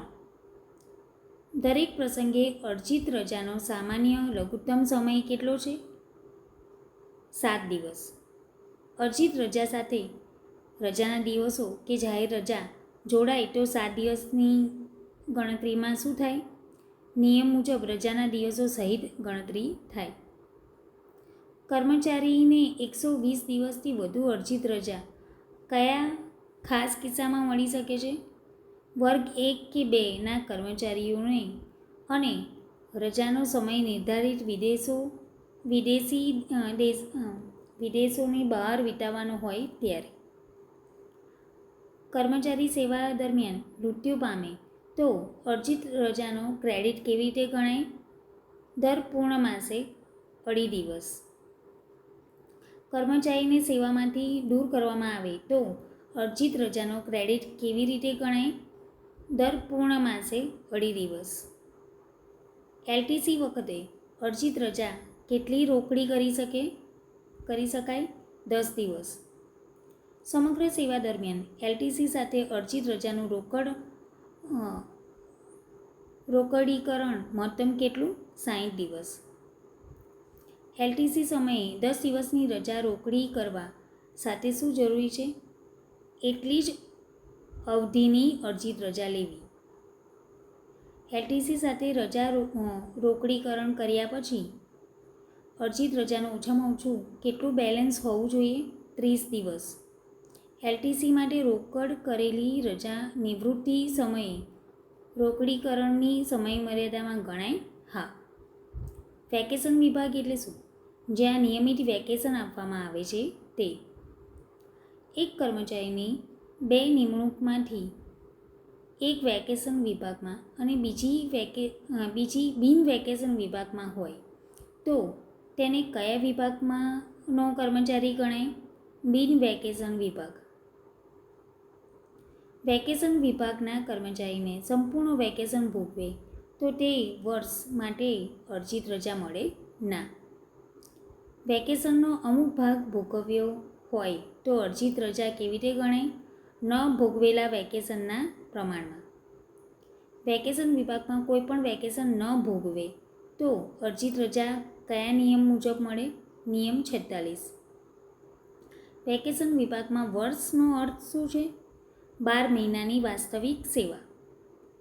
વેકેશન સાથે અર્જિત રજા જોડીને લઈ શકાય? હા, નિયમોની મર્યાદામાં. અર્ધ પગાર રજા દર અર્ધ વર્ષે કેટલી મળે છે? 10 દિવસ. અર્ધ પગાર રજા કઈ તારીખે જમા થાય છે? 1 જાન્યુઆરી અને 1 જુલાઈ. અર્ધ પગાર રજાનો વાર્ષિક સામાન્ય જમા દર કેટલો છે? 20 દિવસ. નવી નિમણૂકમાં અર્ધ પગાર રજા પૂર્ણ કેલેન્ડર માસ દીઠ કેટલા દરે મળે છે? 5/3 દિવસ. રૂપાંતરિત રજા કઈ રજામાંથી રૂપાંતરિત થાય છે? અર્ધ પગાર રજા. રૂપાંતરિત રજા સામાન્ય રીતે અર્ધ પગાર રજાના કેટલા પ્રમાણ સુધી મંજૂર થઈ શકે? અડધા. રૂપાંતરિત રજા માટે સામાન્ય રીતે શું જરૂરી છે? તબીબી પ્રમાણપત્ર. રૂપાંતરિત રજા લીધા પછી અર્ધ પગાર રજાના ખાતામાં કેટલી રજા ડેબિટ થાય છે? બમણી. રૂપાંતરિત રજા લીધા પછી સ્વૈચ્છિક નિવૃત્તિ થાય અને શરતોનું પૂર્ણ ન થાય તો શું થઈ શકે છે? રજા પગારનો તફાવત વસૂલ થઈ શકે. રજા ખાતામાં રજા બાકી ન હોય છતાં ચોક્કસ શરતો હેઠળ મળતી રજાને શું કહેવાય? રજા બાકી ન હોવા છતાં મળતી રજા. રજા બાકી ન હોવા છતાં મળતી રજા કયા સંજોગોમાં આપવામાં આવે છે? નિયમોમાં નિર્ધારિત શરતો હેઠળ. આવી રજા લીધા પછી કર્મચારી સ્વૈચ્છિક નિવૃત્તિ લે અને રજા કમાઈ ન હોય તો શું થાય? રજા પગાર પરત કરવો પડે. અસાધારણ રજા દરમિયાન રજા પગાર મળે છે? મળતો નથી. અસાધારણ રજાનો સામાન્ય સતત મહત્તમ સમય કેટલો છે? 9 મહિના. સમગ્ર સેવા દરમિયાન અસાધારણ રજાનો મહત્તમ કુલ સમય કેટલો છે? 36 મહિના. કેન્સરની સારવાર માટે નિર્ધારિત શરતો હેઠળ સતત અસાધારણ રજા મહત્તમ કેટલી હોઈ શકે છે? 12 મહિના. ક્ષય રોગની સારવાર માટે નિર્ધારિત શરતો હેઠળ સતત અસાધારણ રજા મહત્તમ કેટલી હોઈ શકે છે? 15 મહિના. અસાધારણ રજાના 2 સમયગાળાની વચ્ચે બીજી રજા હોય તો શું થઈ શકે? નિયમ મુજબ સતત સમયગાળો ગણાઈ શકે. પ્રસૂતિ રજાની જોગવાઈ કયા નિયમમાં છે? નિયમ 69. પ્રસૂતિ રજાની સામાન્ય અવધિ કેટલી છે? 135 દિવસ. પ્રસૂતિ રજા ખાતામાંથી ડેબિટ થાય છે? ના. કાયમી ન હોય તેવી મહિલા કર્મચારીને પ્રસૂતિ રજા માટે સામાન્ય રીતે કેટલી સતત સેવા જરૂરી છે? 1 વર્ષ. પ્રસૂતિ રજા માંગતી વખતે મહિલા કર્મચારીને કેટલા કે તેથી વધુ જીવંત બાળકો ન હોવા જોઈએ? 2. પ્રસૂતિ રજા માટે રજા ખાતામાંથી રજા ડેબિટ થાય છે? ના. પિતૃત્વ રજાની જોગવાઈ કયા નિયમમાં છે? નિયમ 70. ગર્ભપાત અથવા ગર્ભસ્રાવની રજાની જોગવાઈ કયા નિયમમાં છે? નિયમ 71. ગર્ભપાત અથવા ગર્ભસ્રાવના કિસ્સામાં રજા મહત્તમ કેટલી હોઈ શકે છે? 45 દિવસ. ગર્ભપાત કે ગર્ભસ્રાવની રજા ખાતામાં ડેબિટ થાય છે? ના. ફરજ દરમિયાન ઇરાદાપૂર્વક થયેલી ઈજાના કિસ્સામાં વિશેષ અશક્તિ રજા કયા નિયમમાં છે? નિયમ 72. અકસ્માતથી થયેલી ઈજા માટે વિશેષ અશક્તિ રજા કયા નિયમમાં છે? નિયમ 73. વિશેષ અશક્તિ રજાની મહત્તમ અવધિ કેટલી હોઈ શકે છે? 24 મહિના. ફરજ દરમિયાન ઈજા થવાથી મળતી વિશેષ અશક્તિ રજા સામાન્ય રીતે રજામાંથી ડેબિટ થાય છે? રજાના ખાતામાંથી ડેબિટ થાય છે? ના. હોસ્પિટલ રજાની જોગવાઈ કયા નિયમમાં છે? નિયમ 74. નાવિક કે જહાજ પર ફરજ બજાવતા કર્મચારીની બીમારીની રજા કયા નિયમમાં છે? નિયમ 75. ક્ષયરોગ, કેન્સર કે રક્તપિત્ત માટેની ખાસ રજા કયા નિયમમાં છે? નિયમ 76. ક્ષયરોગ, કેન્સર કે રક્તપિત્ત માટેની રજા કયા વિભાગના સમયાંતરે બહાર પાડતા નિયમો મુજબ પણ હોઈ શકે છે? આરોગ્ય અને કુટુંબ કલ્યાણ વિભાગ. અભ્યાસ રજાની શરૂઆત કયા નિયમથી થાય છે? નિયમ 77. અભ્યાસ રજા શા માટે આપી શકાય? ફરજ સાથે સીધો સંબંધ ધરાવતા ઉચ્ચ અભ્યાસ કે વિશિષ્ટ તાલીમ માટે. અભ્યાસ રજા ભારતમાં અને ભારત બહાર બંને જગ્યાએ મળી શકે? હા. અભ્યાસ રજા માટે અભ્યાસક્રમ જાહેર હિતમાં ચોક્કસ લાભદાયક હોવો જોઈએ? હા. અભ્યાસ રજા સામાન્ય રીતે કયા પ્રકારના વિષય માટે હોય છે? વ્યવસાયિક અથવા તકનીકી. અભ્યાસ રજા સામાન્ય રીતે કોને આપવામાં આવતી નથી? 5 વર્ષથી ઓછી સરકારી સેવા ધરાવતા કર્મચારીને. અભ્યાસ રજા માટે સામાન્ય રીતે કર્મચારી પાસે ઓછામાં ઓછી કેટલી સેવા હોવી જોઈએ? 5 વર્ષ. અભ્યાસ રજા સામાન્ય રીતે કયા પદના અધિકારીઓને આપવામાં આવે છે? રાજ્ય પત્રિત પદ ધરાવતા કર્મચારીને નિયમોની શરતો મુજબ.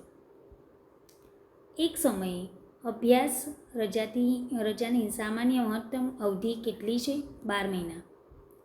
સમગ્ર સેવા દરમિયાન અભ્યાસ રજાની કુલ મહત્તમ અવધિ કેટલી છે? 24 મહિના. અભ્યાસ રજાની 24 મહિનાની મર્યાદામાં વેકેશનનો સમય સામેલ થાય છે? હા. અભ્યાસ રજા મંજૂર કરવાની સત્તા કોની છે? વહીવટી વિભાગની સરકાર અને નાણાં વિભાગ સાથે પરામર્શ કરીને. અભ્યાસ રજાની અરજી કેવી રીતે કરવી? યોગ્ય માધ્યમ દ્વારા. અભ્યાસ રજાની અરજીમાં શું સ્પષ્ટ કરવાનું હોય છે? અભ્યાસક્રમ અને પરીક્ષાની વિગતો. અભ્યાસ રજા દરમિયાન રજા પગાર કેટલો મળે? અર્ધ પગાર રજાને મળતા પ્રમાણમાં. અભ્યાસ રજા બઢતી, પેન્શન, સિનિયોરિટી અને ઇજાફા માટે સેવા તરીકે ગણાય? હા. અભ્યાસ રજા દરમિયાન સામાન્ય રીતે કઈ રજા કમાઈ શકાય છે? અર્ધ પગાર રજા. અભ્યાસ રજા દરમિયાન અભ્યાસક્રમ પૂરો થયા પછી રજા બાકી રહે તો કર્મચારી શું કરે? ફરજ પર પરત આવે જો અન્ય રજા માટે પૂર્વ મંજૂરી ન હોય તો. ગુજરાત મુલકી સેવા જોઈનિંગ ટાઈમ, ફરજ મોકૂફી નિયમો 2002. ગુજરાત મુલકી સેવા જોઈનિંગ ટાઈમ, રાજ્યોત્તર સેવા, ભારત બહાર પ્રતિનિયુક્તિ, ફરજ મોકૂફી કે બરતરફી અને રૂખસત નિયમો કયા વર્ષના છે? 2002. આ નિયમો કયા બંધારણીય અનુચ્છેદ હેઠળ બનાવવામાં આવ્યા છે? અનુચ્છેદ 309. આ નિયમો કઈ તારીખથી અમલમાં આવ્યા? 15/11/2002. આ નિયમોના અર્થઘટન અંગે કોઈ પ્રશ્ન ઊભો થાય તો કોને મોકલવાનો રહે છે? નાણાં વિભાગ. આ નિયમોના અર્થઘટન અંગે નાણાં વિભાગનો નિર્ણય કેવો હોવો જોઈએ? અંતિમ. નિયમનો અમલથી કોઈ વ્યક્તિને અયોગ્ય મુશ્કેલી થાય તો નિયમોમાં છૂટછાટ કોણ આપી શકે? સરકાર. નિયમોમાં છૂટછાટ આપતા પહેલાં કયા વિભાગની પૂર્વ સંમતિ જરૂરી છે? નાણાં વિભાગ. જોઈનિંગ ટાઈમ એટલે શું? નવી જગ્યાએ ફરજ સંભાળવા અથવા ત્યાં જવા આવવા માટે મળતો સમય. ફોરેન સર્વિસ એટલે શું? એવી સેવા જેમાં કર્મચારીને પગાર સરકારના સંચિત ભંડોળ સિવાયના સ્ત્રોતમાંથી મળે છે. ડ્યુટીમાં નીચેનામાંથી કયા સમયનો સમાવેશ થાય છે? ઉપરના બધા એટલે કે જોઈનિંગ ટાઈમ, સરકારના અધિકૃત તાલીમ અને પ્રોબેશન તરીકેની સેવા. એજ સ્ટેશન પર નિમણૂક બદલાય અને કચેરીમાં વાસ્તવિક ફેરફાર ન થાય તો જોઈનિંગ ટાઈમ કેટલો મળતો નથી. એક જ સ્ટેશન પર નવી કચેરીમાં બદલી થાય તો મહત્તમ કેટલો જોઈનિંગ ટાઈમ મળે છે? 1 દિવસ. એક જ સ્ટેશન પર જોઈનિંગ ટાઈમ દરમિયાન રવિવાર અથવા જાહેર રજા આવે તો તેને દિવસ તરીકે ગણવામાં આવે છે? હા. એક સ્ટેશનથી બીજું સ્ટેશન પર બદલી થાય ત્યારે જોઈનિંગ ટાઈમની મહત્તમ મર્યાદા કેટલી છે? 30 દિવસ. બીજા સ્ટેશન પર બદલી વખતે તૈયારી માટે કેટલા દિવસ મળે છે? 6 દિવસ. સમાન જિલ્લામાં અથવા સંલગ્ન જિલ્લામાં બદલી થાય ત્યારે મુસાફરી માટે કેટલો સમય મળે છે? 1 દિવસ. સમાન જિલ્લામાં અથવા સંલગ્ન જિલ્લામાં બદલી થાય તો મુસાફરી માટે 1 દિવસ મળે.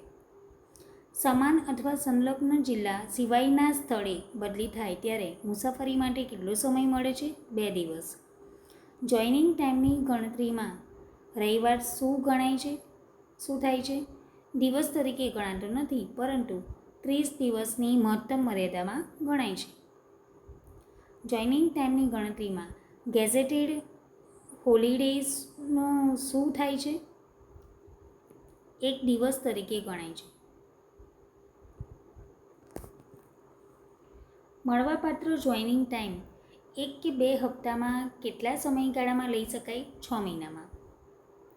જોઈનિંગ ટાઈમનો બીજો હપ્તો ન લેવાય તો તેનો શું થાય છે? સ્પેશિયલ કેસ લીવ તરીકે ગણાય.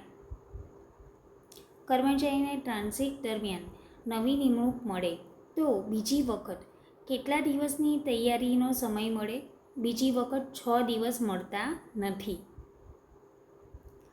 ટ્રાન્સફર દરમિયાન કર્મચારીને જૂની જગ્યાએ ચાર્જ ક્યાંક અન્ય સ્થળે સોંપવાની મંજૂરી હોય તો જોઈનિંગ ટાઈમની ગણતરી ક્યાંથી થાય છે? જ્યાં ચાર્જ સોંપવામાં આવે તે સ્થળેથી. વેકેશન દરમિયાન કર્મચારીની બદલી થાય તો નવી જગ્યાએ ક્યારે જોડાઈ શકે? વેકેશનના અંતે. સરકાર જોઈનિંગ ટાઈમ વધારી શકે? હા. સક્ષમ સત્તા દ્વારા જોઈનિંગ ટાઈમ વધારવામાં આવે તો સામાન્ય મહત્તમ મર્યાદા કેટલી છે? 30 દિવસ. કર્મચારીની પોતાની વિનંતીથી ટ્રાન્સફર થાય તો જોઈનિંગ ટાઈમ મળે છે? ના. જોઈનિંગ ટાઈમ પૂરું થયા પછી કર્મચારી ફરજ પર હાજર ન થાય તો જોઈનિંગ ટાઈમ પૂરું થયા પછી શું મળે? કોઈ પગાર અથવા લીવ સેલરી નહીં. જોઈનિંગ ટાઈમ પૂરું થયા પછી ઇરાદાપૂર્વક ગેરહાજર રહેવાનું શું ગણાઈ શકે છે? મિસબિહેવિયર. જોઈનિંગ ટાઈમ દરમિયાન કર્મચારીને કેવી સ્થિતિમાં ગણવામાં આવે છે? ફરજ પર. ટ્રાન્સફરના કિસ્સામાં જોઈનિંગ ટાઈમ દરમિયાન પગાર તરીકે કયો પગાર મળે છે? જૂના પદનો અથવા નવા પદનો, બેમાંથી જે ઓછો હોય તે. ગવર્મેન્ટ એમ્પ્લોયીને ફોરેન સર્વિસમાં તેની ઈચ્છા વિરુદ્ધ મોકલી શકાય? ના. ફોરેન સર્વિસમાં ટ્રાન્સફર માટે કર્મચારી પાસે કઈ પ્રકારની પોસ્ટ જોઈએ? કન્સોલિડેટેડ ફંડ ઓફ ધ સ્ટેટમાંથી પગાર મળતું પદ. ફોરેન સર્વિસમાં જતા કર્મચારીને ફોરેન એમ્પ્લોયર પાસે કયા પગારથી મળે છે? ગવર્મેન્ટનું જૂનું ચાર્જ છોડે તે તારીખથી. ફોરેન સર્વિસ દરમિયાન કર્મચારીને પેન્શન કોન્ટ્રીબ્યુશન શા માટે ભરવાનું રહે છે? ગવર્મેન્ટ સર્વિસની પેન્શનની સુરક્ષા માટે. ફોરેન સર્વિસ દરમિયાન પેન્શન કોન્ટ્રીબ્યુશન મુખ્યત્વે કોને ચૂકવવાનું હોય છે? સ્ટેટના કન્સોલિડેટેડ ફંડને. ફોરેન સર્વિસમાં ગવર્મેન્ટ એમ્પ્લોયી પોતે પેન્શન કે ગ્રેચ્યુટી ફોરેન એમ્પ્લોયી પાસે ગવર્મેન્ટની મંજૂરી વગર સ્વીકારી શકે? ના. ફોરેન સર્વિસમાંથી ગવર્મેન્ટ સર્વિસમાં પરત આવવા માટે કર્મચારી નોટિસ આપ્યા પછી સામાન્ય રીતે કેટલો સમય લાગે? 6 મહિના. ફોરેન સર્વિસમાં રહેલો ગવર્મેન્ટ એમ્પ્લોયી સક્ષમ સત્તા દ્વારા ક્યારેય રિકોલ થઈ શકે છે? કોઈ પણ સમયે. સસ્પેન્શન દરમિયાન ગવર્મેન્ટ એમ્પ્લોયીને રજા આપી શકાય? ના. સસ્પેન્શન દરમિયાન સબસિસ્ટન્સ એલાઉન્સ કેટલા પ્રમાણમાં મળે છે? હાફ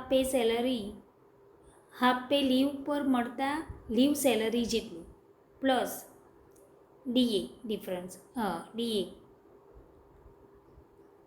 સસ્પેન્શન 6 મહિનાથી વધુ ચાલે તો સબસ્ટિન્શન એલાઉન્સમાં કેટલો વધારો થઈ શકે છે? 50% સુધી.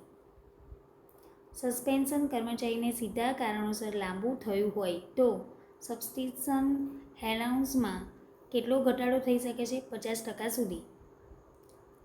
સસ્પેન્શનના પ્રથમ 6 મહિના પછી કર્મચારીના કારણે વિલંબ ન થયો હોય તો સબસ્ટિન્શન એલાઉન્સ કેટલા ગણા સુધી થઈ શકે? 1.5 ગણા. સસ્પેન્શન દરમિયાન સબસ્ટિન્શન એલાઉન્સ મેળવવા કર્મચારીને દર મહિને કયું પ્રમાણપત્ર આપવું પડે છે? તેણે ખાનગી નોકરી કે ધંધો સ્વીકાર્યો નથી. સસ્પેન્શન દરમિયાન કર્મચારી ખાનગી નોકરી અથવા ધંધો કરતો હોવાનું ખોટું પ્રમાણપત્ર આપે તો શું ગણાય? મિસકન્ડક્ટ. કર્મચારીને ડિસમિસ અથવા રિમૂવ કરવામાં આવે તો પે અને એલાઉન્સ કઈ તારીખથી બંધ થાય? ડિસમિસ અથવા રિમૂવલની તારીખથી. ડિસમિસ, રિમૂવલ અથવા સસ્પેન્શન રદ કરીને કર્મચારીને રીઇન્સ્ટેટમેન્ટ કરવામાં આવે ત્યારે પે અને એલાઉન્સ અંગે ચોક્કસ હુકમ કોણ કરે છે? રીઇન્સ્ટેટમેન્ટ કરવાનો સક્ષમ અધિકારી. કર્મચારી સંપૂર્ણપણે નિર્દોષ સાબિત થાય અથવા સસ્પેન્શન સંપૂર્ણપણે અન્યાયી હોવાનું માનવામાં આવે તો ગેરહાજરી દરમિયાન માટે શું મળે છે? સંપૂર્ણ પે અને એલાઉન્સ. સસ્પેન્શનનો સમય લીવમાં કન્વર્ટ કરવાનો નિર્ણય થાય તો માત્ર કેટલો ભાગ કન્વર્ટ કરી શકાય? માત્ર ભાગરૂપે કન્વર્ટ કરી શકાય નહીં, સમગ્ર સસ્પેન્શન પીરિયડ કન્વર્ટ કરવો પડે. ગુજરાત મૂલકી સેવા મુસાફરી ભથ્થા નિયમો 2002. ગુજરાત મૂલકી સેવા મુસાફરી ભથ્થા નિયમો કયા વર્ષના છે? 2002. આ નિયમો કયા બંધારણીય અનુચ્છેદ હેઠળ બનાવવામાં આવ્યા છે? અનુચ્છેદ 309. આ નિયમો કયા વિભાગ દ્વારા બહાર પાડવામાં આવ્યા છે? નાણાં વિભાગ. આ નિયમો કયા રાજપત્રમાં પ્રકાશિત થયા હતા? 12/11/2002. આ નિયમોમાં મુખ્ય વિષય શું છે? મુસાફરી ભથ્થું. આ નિયમોનું અર્થઘટન સંબંધિત પ્રશ્ન ઊભો થાય તો કોને મોકલવાનું રહે છે? નાણાં વિભાગ. મુસાફરી ભથ્થાના કેટલા મુખ્યત્વે પ્રકાર છે? 4. નીચેનામાંથી કયો મુસાફરી ભથ્થાનો પ્રકાર નથી? Medical allowance. Permanent travelling allowance પ્રકાર છે. કન્વેયન્સ એલાઉન્સ પ્રકાર છે. માઇલેજ એલાઉન્સ પ્રકાર છે. નીચેના પૈકી કયો મુસાફરી ભથ્થાનો પ્રકાર છે? Permanent travelling allowance. નિયમ 10 મુજબ મુસાફરી ભથ્થાના પ્રકારોમાં કયું સામેલ છે? ઉપરોક્ત બધા. Permanent travelling allowance, conveyance allowance અને માઇલેજ એલાઉન્સ. ડેઇલી એલાઉન્સ એટલે શું? હેડક્વાર્ટરથી ગેરહાજર રહેવાના દરેક દિવસ માટે મળતું ભથ્થું. ડેઇલી એલાઉન્સનો મુખ્ય હેતુ શું છે? પ્રવાસ દરમિયાન થતા સામાન્ય દૈનિક ખર્ચને આવરી લેવો. ડે એટલે કેટલા સમયનો સમયગાળો? એક મધરાતથી બીજી મધરાત સુધી. કન્વેયન્સ એલાઉન્સ કોને આપવામાં આવે છે? જેમની ફરજમાં અસાધારણ પ્રમાણમાં મર્યાદિત વિસ્તારમાં મુસાફરી હોય. ડેટ ઓફ ફર્સ્ટ એપોઇન્ટમેન્ટનો અર્થ શું છે? પ્રથમ સરકારી પદની ફરજ સંભાળ્યાની તારીખ. પરમેનન્ટ ટ્રાવેલિંગ એલાઉન્સ કયા નિયમમાં છે? નિયમ 19. પરમેનન્ટ ટ્રાવેલિંગ એલાઉન્સની રકમ નક્કી કરવા માટે કયા પરિબળોનો ઉપયોગ થાય છે? ઉપરના બધા: ટૂરિંગના દિવસો, એવરેજ માઇલેજ, ડેઇલી એલાઉન્સ અને માઇલેજ એલાઉન્સના દર.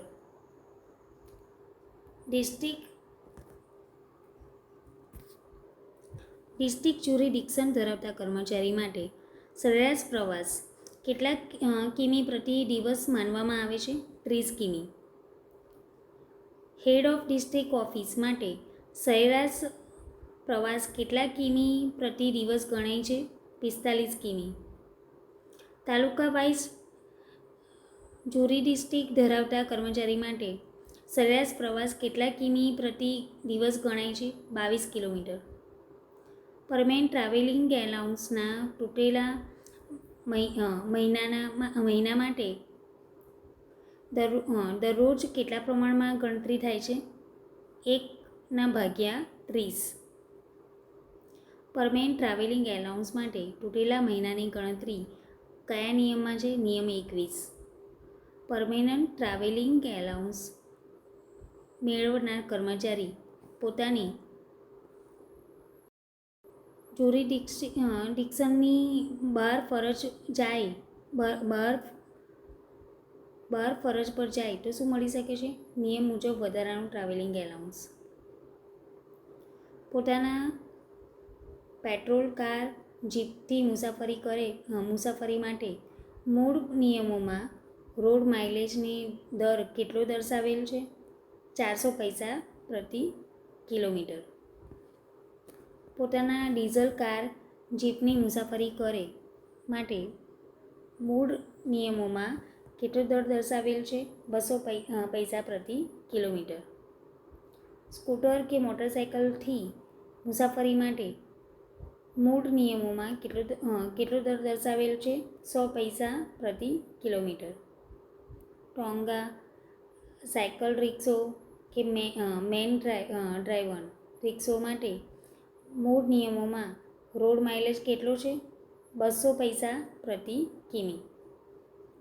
ટેક્સી, ઓટો રિક્ષા દ્વારા મુસાફરી માટે રોડ માઇલેજ કેવી રીતે ગણાય છે?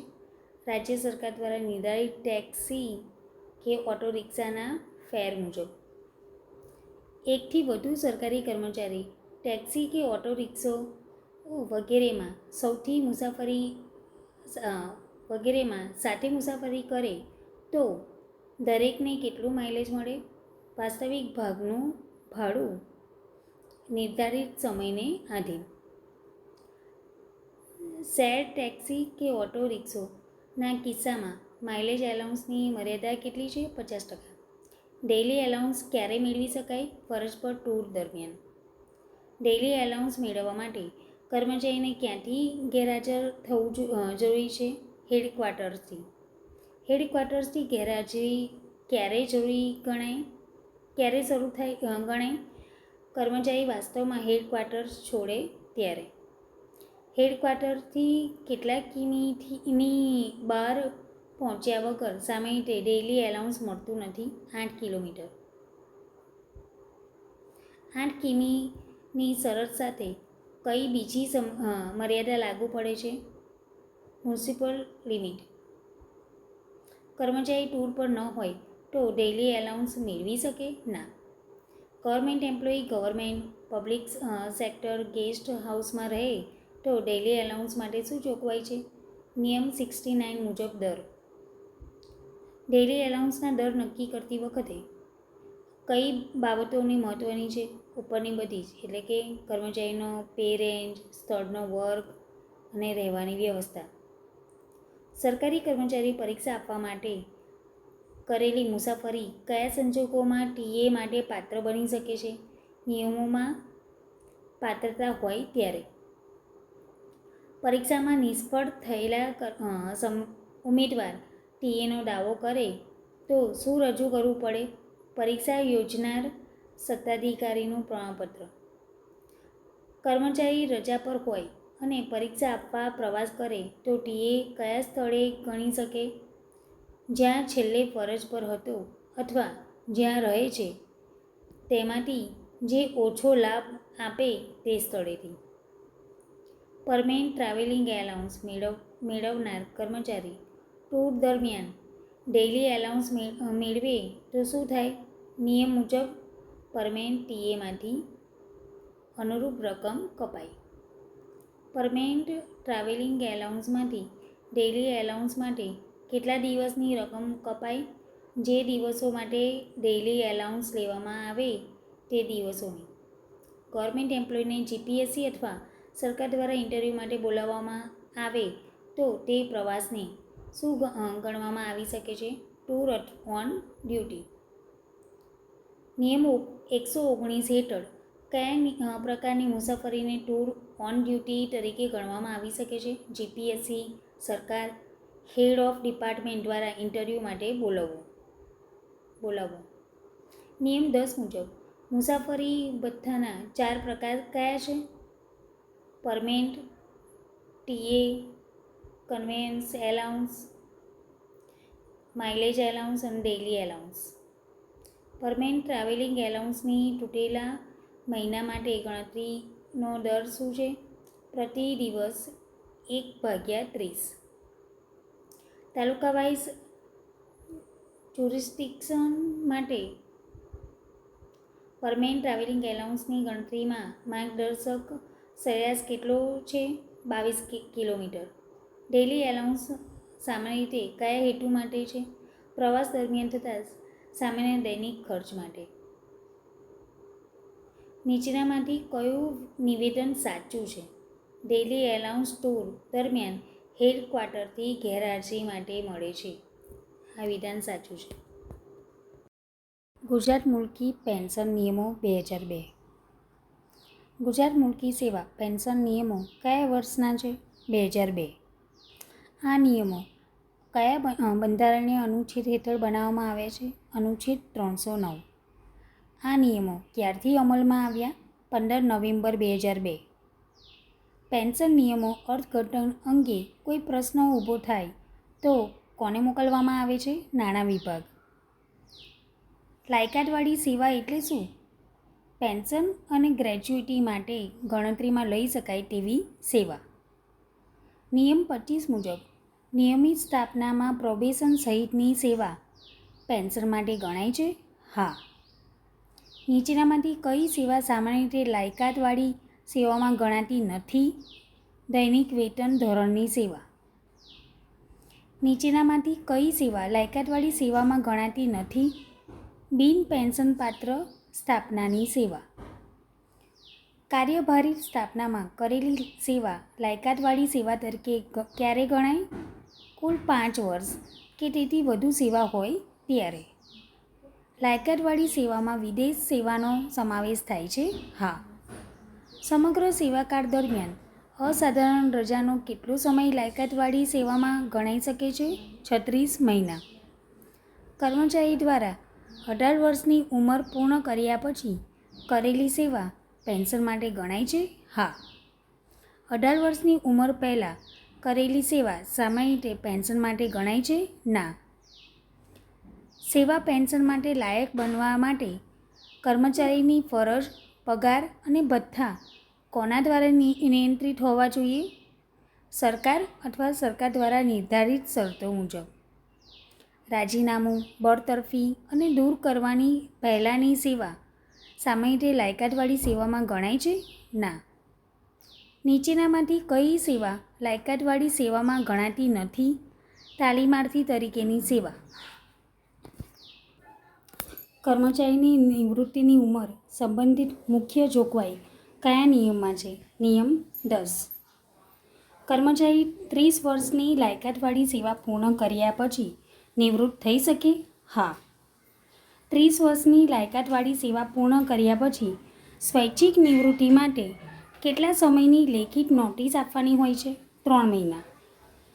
20 વર્ષની લાયકાતવાળી સેવા પૂર્ણ કર્યા પછી કર્મચારી સ્વૈચ્છિક નિવૃત્તિ લઈ શકે છે? હા. 20 વર્ષની લાયકાતવાળી સેવા પછી સ્વૈચ્છિક નિવૃત્તિ માટે કેટલી નોટિસ આપવાની હોય છે? 3 મહિના. નિયમ 48 હેઠળ સ્વૈચ્છિક નિવૃત્તિમાં લાયકાતવાળી સેવામાં વધુમાં વધુ કેટલા વર્ષનો વધારો થઈ શકે છે? 5 વર્ષ. નિયમ 48 હેઠળ વધારો કર્યા પછી કુલ લાયકાતવાળી સેવા કેટલા વર્ષની વધુ ન હોવી જોઈએ? 30 વર્ષ. 25 વર્ષની લાયકાતવાળી સેવા પૂર્ણ કર્યા પછી કર્મચારી સ્વૈચ્છિક નિવૃત્તિ લઈ શકે? હા. નિયમ 49 હેઠળ સ્વૈચ્છિક નિવૃત્તિ માટે કેટલા મહિનાની નોટિસ જરૂરી છે? 3 મહિના. નિયમ 49 હેઠળ લાયકાતવાળી સેવામાં વધુમાં વધુ કેટલા વર્ષનો વધારો થઈ શકે છે? 5 વર્ષ. નિયમ 49 હેઠળ વધારો કર્યા પછી કુલ લાયકાતવાળી સેવા કેટલા વર્ષથી વધુ ન થઈ શકે? 33 વર્ષ. 10 વર્ષથી ઓછી લાયકાતવાળી સેવા ધરાવતા નિવૃત્ત કર્મચારીને શું મળવાપાત્ર થઈ શકે છે? સેવા ગ્રેચ્યુઇટી. 10 વર્ષથી ઓછી સેવા માટે સેવા ગ્રેચ્યુઇટીની ગણતરી કેવી રીતે થાય છે? દરેક પૂર્ણ વર્ષની સેવા માટે 1 મહિનાનો પગાર. 33 વર્ષ કે તેથી વધુ લાયકાતવાળી સેવા હોય તો પેન્શન પાત્ર પગારના કેટલા ટકા હોય છે? 50%. 33 વર્ષથી ઓછી પરંતુ 10 વર્ષ કે તેથી વધુ લાયકાતવાળી સેવા હોય તો પેન્શન કેવી રીતે નક્કી થાય છે? પ્રમાણસર. લાયકાતવાળી સેવાની ગણતરીમાં 6 મહિના કે તેથી વધુનો અપૂર્ણ વર્ષનો સમય કેવી રીતે ગણાય છે? 1 પૂર્ણ વર્ષ. સેવા ગ્રેચ્યુઇટીની ગણતરી માટે પગાર સાથે કયું ભથ્થું ઉમેરાય છે? મોંઘવારી ભથ્થું. નિવૃત્તિ ગ્રેચ્યુઇટીની ગણતરીમાં દરેક પૂર્ણ વર્ષની લાયકાતવાળી સેવા માટે છેલ્લે મળેલા પગારના કેટલા ભાગની રકમ મળે છે? અડધો. નિવૃત્તિ ગ્રેચ્યુઇટી મહત્તમ કેટલા ગણા પગાર સુધી મર્યાદિત છે? 16.5 ગણા. સરકારી કર્મચારીનું ફરજ દરમિયાન મૃત્યુ થાય તો મૃત્યુ ગ્રેચ્યુઇટી કોને ચૂકવવામાં આવે છે? તેના કુટુંબને. કુટુંબ પેન્શનનો મુખ્ય હેતુ શું છે? મૃત્યુ પામેલા કર્મચારીના પાત્ર કુટુંબને આર્થિક સહાય આપવી. કુટુંબ પેન્શન સંબંધિત મુખ્ય જોગવાઈઓ કયા વિભાગમાં આવે છે? પેન્શન નિયમો કુટુંબ પેન્શન સંબંધિત અધ્યાયમાં. પેન્શન કર્મચારીના સારા વર્તનને આધીન છે? હા. સરકારી કઈ પરિસ્થિતિમાં પેન્શન રોકી અથવા પાછી ખેંચી શકે? ગંભીર ગેરવર્તણૂક અથવા ગુનામાં દોષિત ઠરે ત્યારે નિયમ મુજબ. સરકાર પેન્શનમાંથી નાણાકીય નુકસાનની વસૂલાત કરે ત્યારે સામાન્ય રીતે દર કેટલા ભાગથી વધુ ન હોવો જોઈએ? 1/3. પેન્શન મેળવનાર કર્મચારીની પુનઃનિયુક્તિ થાય તો અગાઉની સેવા ગણવા માટે વિકલ્પની જોગવાઈ છે? હા. પુનઃનિયુક્તિ સમયે અગાઉની સેવા લાયકાતવાળી સેવા તરીકે ગણવા માટે કર્મચારીને વિકલ્પ સામાન્ય રીતે કેટલા સમયમાં આપવાનો હોય છે? 3 મહિના. પુનઃનિયુક્ત કર્મચારીને નિર્ધારિત સમયગાળામાં વિકલ્પ ન આપે તો સામાન્ય રીતે કયો વિકલ્પ પસંદ કર્યો હોવાનું માનવામાં આવે છે? અગાઉની પેન્શન ચાલુ રાખવાનો. લશ્કરી સેવા કયા નિયમ હેઠળ પેન્શન માટે ગણતરીમાં લઈ શકાય છે? નિયમ 29. ફરજ મોકૂફીનો સમય પેન્શન માટે ગણતરીમાં લઈ શકાય છે? હા. નિયમોની શરતોને આધીન. પુનઃસ્થાપિત કર્મચારીની અગાઉની સેવા પેન્શન માટે ગણતરીમાં લેવાની જોગવાઈ કયા નિયમમાં છે? નિયમ 31. પેન્શનના હેતુ માટે લાયકાતવાળી સેવામાં કાર્યભારિત સ્થાપનાની સેવા ગણાવવા માટે ઓછામાં ઓછા કેટલા વર્ષની સેવા જરૂરી છે? 5 વર્ષ. લાયકાતવાળી સેવામાં અસાધારણ રજાની મહત્તમ કેટલા મહિનાની સેવા ગણતરીમાં લઈ શકાય છે? 36 મહિના. 33 વર્ષ કે તેથી વધુ લાયકાતવાળી સેવા પૂર્ણ કરનાર કર્મચારીને પેન્શનપાત્ર પગારના કેટલા ટકા પેન્શન મળવાપાત્ર છે? 50%. ગુજરાત મુલકી સેવા પગાર આધારિત ભથ્થા નિયમો 2002. ગુજરાત મુલકી સેવા પગાર આધારિત ભથ્થા નિયમો કયા વર્ષના છે? 2002. આ નિયમો કયા બંધારણીય અનુચ્છેદ હેઠળ બનાવવામાં આવ્યા છે? અનુચ્છેદ 309. આ નિયમો ક્યારથી અમલમાં આવે છે? સરકારી રાજપત્રમાં પ્રસિદ્ધ થયાની તારીખથી. આ નિયમોનો મુખ્ય હેતુ શેના સંબંધમાં છે? પગાર ઉપરાંત મળતા ભથ્થા. આ નિયમોના અર્થઘટન અંગે કોઈ પ્રશ્ન ઊભો થાય તો કોને મોકલવામાં આવે છે? નાણાં વિભાગ. નિયમોના અર્થઘટન અંગે નાણાં વિભાગનો નિર્ણય કેવો હોય છે? અંતિમ. નિયમોના અમલથી કોઈ વ્યક્તિ અથવા વર્ગને અનુચિત મુશ્કેલી થાય તો સરકાર શું કરી શકે છે? નિયમમાં છૂટછાટ આપી શકે છે. નિયમોમાં છૂટછાટ આપતા પહેલાં કયા વિભાગની પૂર્વ સંમતિ જરૂરી છે? નાણાં વિભાગ. વળતર ભથ્થું એવી રીતે નિયંત્રિત કરવાનું હોય છે કે કર્મચારી માટે શું ન બને? નફાનો સ્ત્રોત. વળતર ભથ્થાના કેટલા પ્રકારો સરકાર દ્વારા મંજૂર કરી શકાય છે? 5. નીચેનામાંથી કયું વળતર ભથ્થાનો પ્રકાર છે? ઉપરના બધા જ, એટલે કે સ્થાનિક વળતર ભથ્થું, ઘર ભાડા ભથ્થું અને પ્રોજેક્ટ ભથ્થું. નીચેનામાંથી કયું વળતર ભથ્થાના પ્રકારોમાં સામેલ નથી? મુસાફરી ભથ્થું, જે વળતર ભથ્થામાં સામેલ નથી. નીચેનામાંથી કયું વળતર ભથ્થું છે? ડાંગ ભથ્થું. બિન વ્યવસાય ભથ્થું કયા નામથી ઓળખાય છે? NPA. સ્થાનિક વળતર ભથ્થા માટે શહેરોનું વર્ગીકરણ કયા નિયમમાં કરવામાં આવ્યું છે? નિયમ 12. સ્થાનિક વળતર ભથ્થા માટે અમદાવાદ કયા વર્ગમાં આવે છે? A. સ્થાનિક વળતર ભથ્થા માટે વડોદરા અને સુરત કયા વર્ગમાં આવે છે? B1. સ્થાનિક વળતર ભથ્થા માટે ભાવનગર, જામનગર અને રાજકોટ કયા વર્ગમાં આવે છે? B2. સ્થાનિક વળતર ભથ્થા માટે A1 વર્ગમાં કયા શહેરો આવે છે? દિલ્હી, મુંબઈ, કોલકાતા અને ચેન્નઈ. સ્થાનિક વળતર ભથ્થાના સંદર્ભમાં શહેરી સમૂહ માટે કયો શબ્દ વપરાય છે? UA.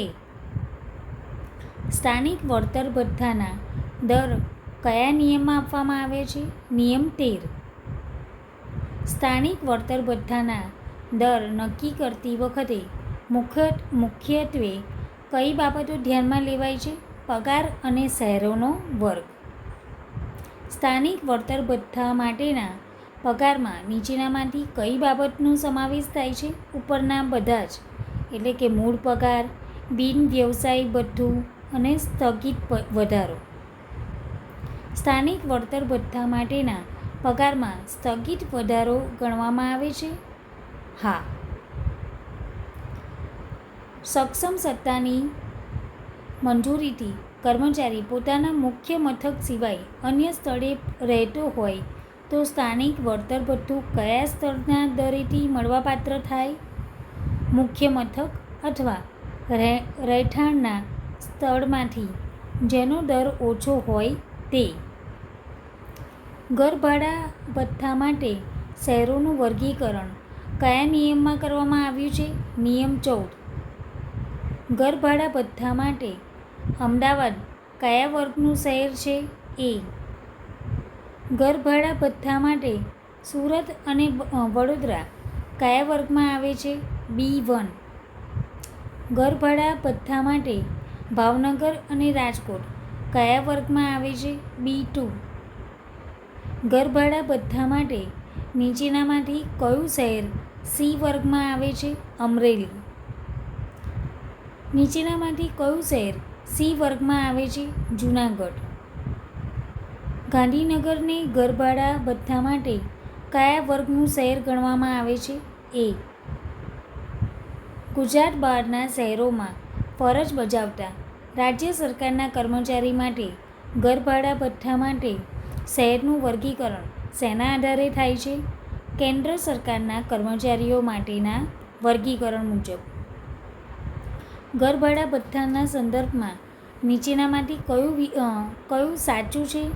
ઉપરના બધા જ, એટલે કે અમદાવાદ A વર્ગમાં છે, સુરત B1 વર્ગમાં છે, રાજકોટ B2 વર્ગમાં છે.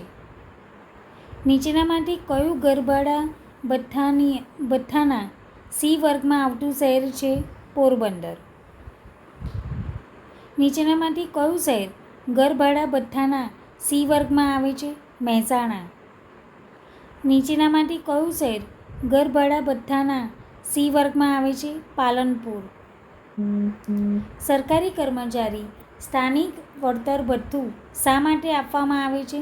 ચોક્કસ સ્થળે જીવન નિર્વાહના વધારાના ખર્ચને ભરપાઈ કરવા. વળતર ભથ્થું કર્મચારી માટે શું ન બનવું જોઈએ? નફાનો સ્ત્રોત. નીચેનામાંથી કયું પગાર આધારિત ભથ્થા નિયમો હેઠળના 5 વળતર ભથ્થામાં સામેલ છે? ઉપરના બધા જ, એટલે કે પ્રોજેક્ટ ભથ્થું, ડાંગ ભથ્થું અને બિન વ્યવસાય ભથ્થું. પ્રોજેક્ટ ભથ્થું કયા પ્રકારના ભથ્થામાં આવે છે? વળતર ભથ્થું. ડાંગ ભથ્થું કયા પ્રકારના ભથ્થામાં આવે છે? વળતર ભથ્થું. બિન વ્યવસાય ભથ્થું કયા પ્રકારના ભથ્થામાં આવે છે? વળતર ભથ્થું. સ્થાનિક વળતર ભથ્થાના દર માટે પગારની ગણતરીમાં કઈ બાબતનો સમાવેશ થાય છે? ઉપરના બધા જ, એટલે કે મૂળ પગાર, બિન વ્યવસાય ભથ્થું અને સ્થગિત વધારો. A1 વર્ગના શહેરોમાં સ્થાનિક વળતર ભથ્થા માટે મૂળ નિયમોમાં સૌથી વધુ પગાર શ્રેણી માટેનો દર કેટલો હતો? 300 રૂપિયા. A1 વર્ગના શહેરોમાં 6000 રૂપિયા અને તેથી વધુ પગાર માટે સ્થાનિક વળતર ભથ્થાનો મૂળ નિયમ મુજબ દર કેટલો હતો? ₹240. B1 વર્ગના શહેરોમાં 6000 રૂપિયા અને તેથી વધુ પગાર માટે સ્થાનિક વળતર ભથ્થાનો મૂળ નિયમ મુજબ દર કેટલો હતો? ₹180.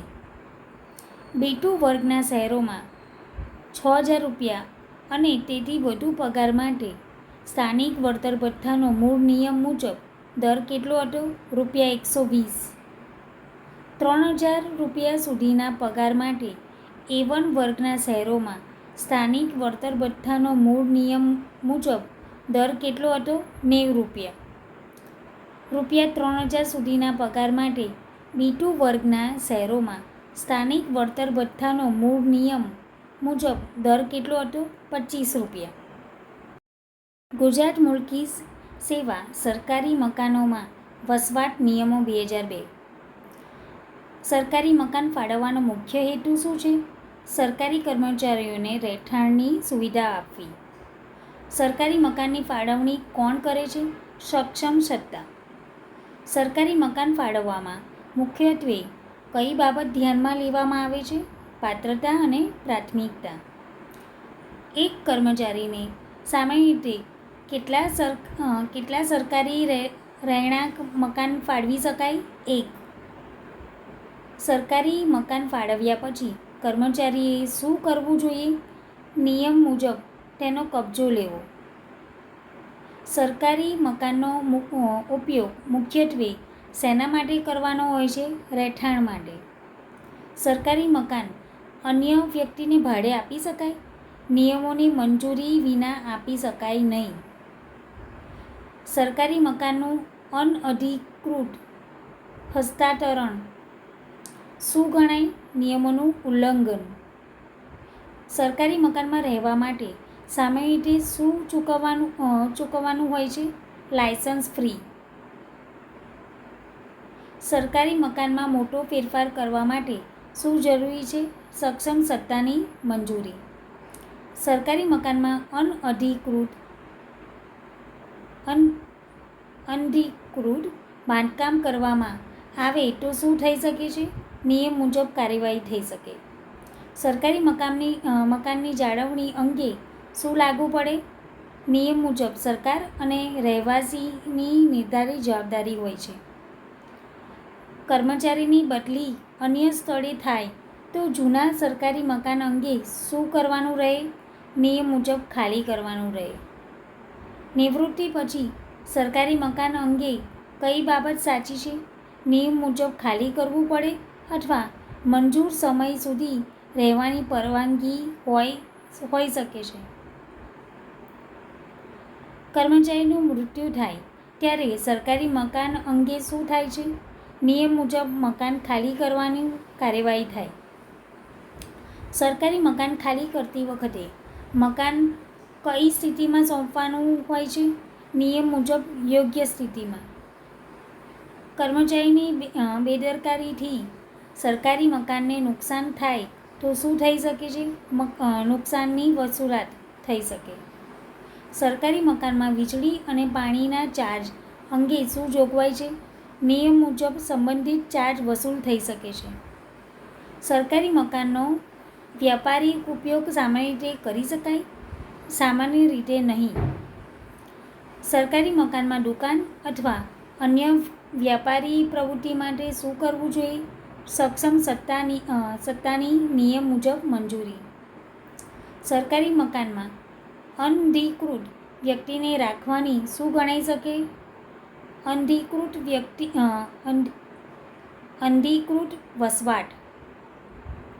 સરકારી મકાનનો કબજો અન્ય વ્યક્તિને આપી શકાય? નિયમોની મંજૂરી વિના નહીં. પતિ અને પત્ની બંને સરકારી કર્મચારી હોય ત્યારે સરકારી મકાન અંગે શું મહત્વ છે? લાગુ પડતી ફાળવણીઓની જોગવાઈઓ. સરકારી મકાનમાં ફાળવણીમાં પ્રાથમિકતા કયા આધારે નક્કી થઈ શકે છે? નિયમ મુજબની પાત્રતા અને પ્રાથમિકતા. ફાળવેલ સરકારી મકાનનો કબજો ન લેવામાં આવે તો શું થઈ શકે? ફાળવણી રદ થઈ શકે. સરકારી મકાનની ફાળવણી રદ થવાની સત્તા કોની હોય છે? સક્ષમ સત્તાની. અનધિકૃત રીતે સરકારી મકાનમાં રહેવા બદલ શું વસૂલ થઈ શકે? નિયમ મુજબ દંડાત્મક અથવા વધારાની લાયસન્સ ફી. મકાન ખાલી કર્યા પછી પણ લાયસન્સ ફી બાકી હોય તો શું થઈ શકે? બાકી રકમની વસૂલાત થઈ શકે. સરકારી મકાનમાં રહેતા કર્મચારીએ કઈ બાબતનું પાલન કરવું જોઈએ? ફાળવણી અને વસવાટની શરતોનું. સરકારી મકાનમાં રહેતા કર્મચારીની મુખ્ય જવાબદારી કઈ છે? મકાનનો યોગ્ય ઉપયોગ અને જાળવણી કરવી. સરકારી મકાનનો ઉપયોગ ફાળવણીના હેતુ સિવાય કરવો હોય તો શું જરૂરી છે? નિયમ મુજબની સક્ષમ સત્તાની મંજૂરી. કર્મચારી લાંબા સમય માટે અન્ય સ્થળે રહેતો હોય તો સરકારી મકાન અંગે શું લાગુ પડે? નિયમ મુજબ જોગવાઈ લાગુ પડે. સરકારી મકાનના નિયમોનું ઉલ્લંઘન કરનાર સામે શું થઈ શકે? નિયમ મુજબ વહીવટી અથવા નાણાકીય કાર્યવાહી. સરકારી મકાન ખાલી કર્યા પછી ચાવી કોને પરત આપવાની હોય છે? સંબંધિત અધિકારી અથવા કચેરીને. સરકારી મકાનના નિયમોનો મુખ્ય હેતુ શું છે? સરકારી રહેણાંક મકાનોની યોગ્ય ફાળવણી અને ઉપયોગ સુનિશ્ચિત કરવો. સરકારી મકાનની ફાળવણી કર્મચારીને કાયમી માલિકી હક આપે છે? ના.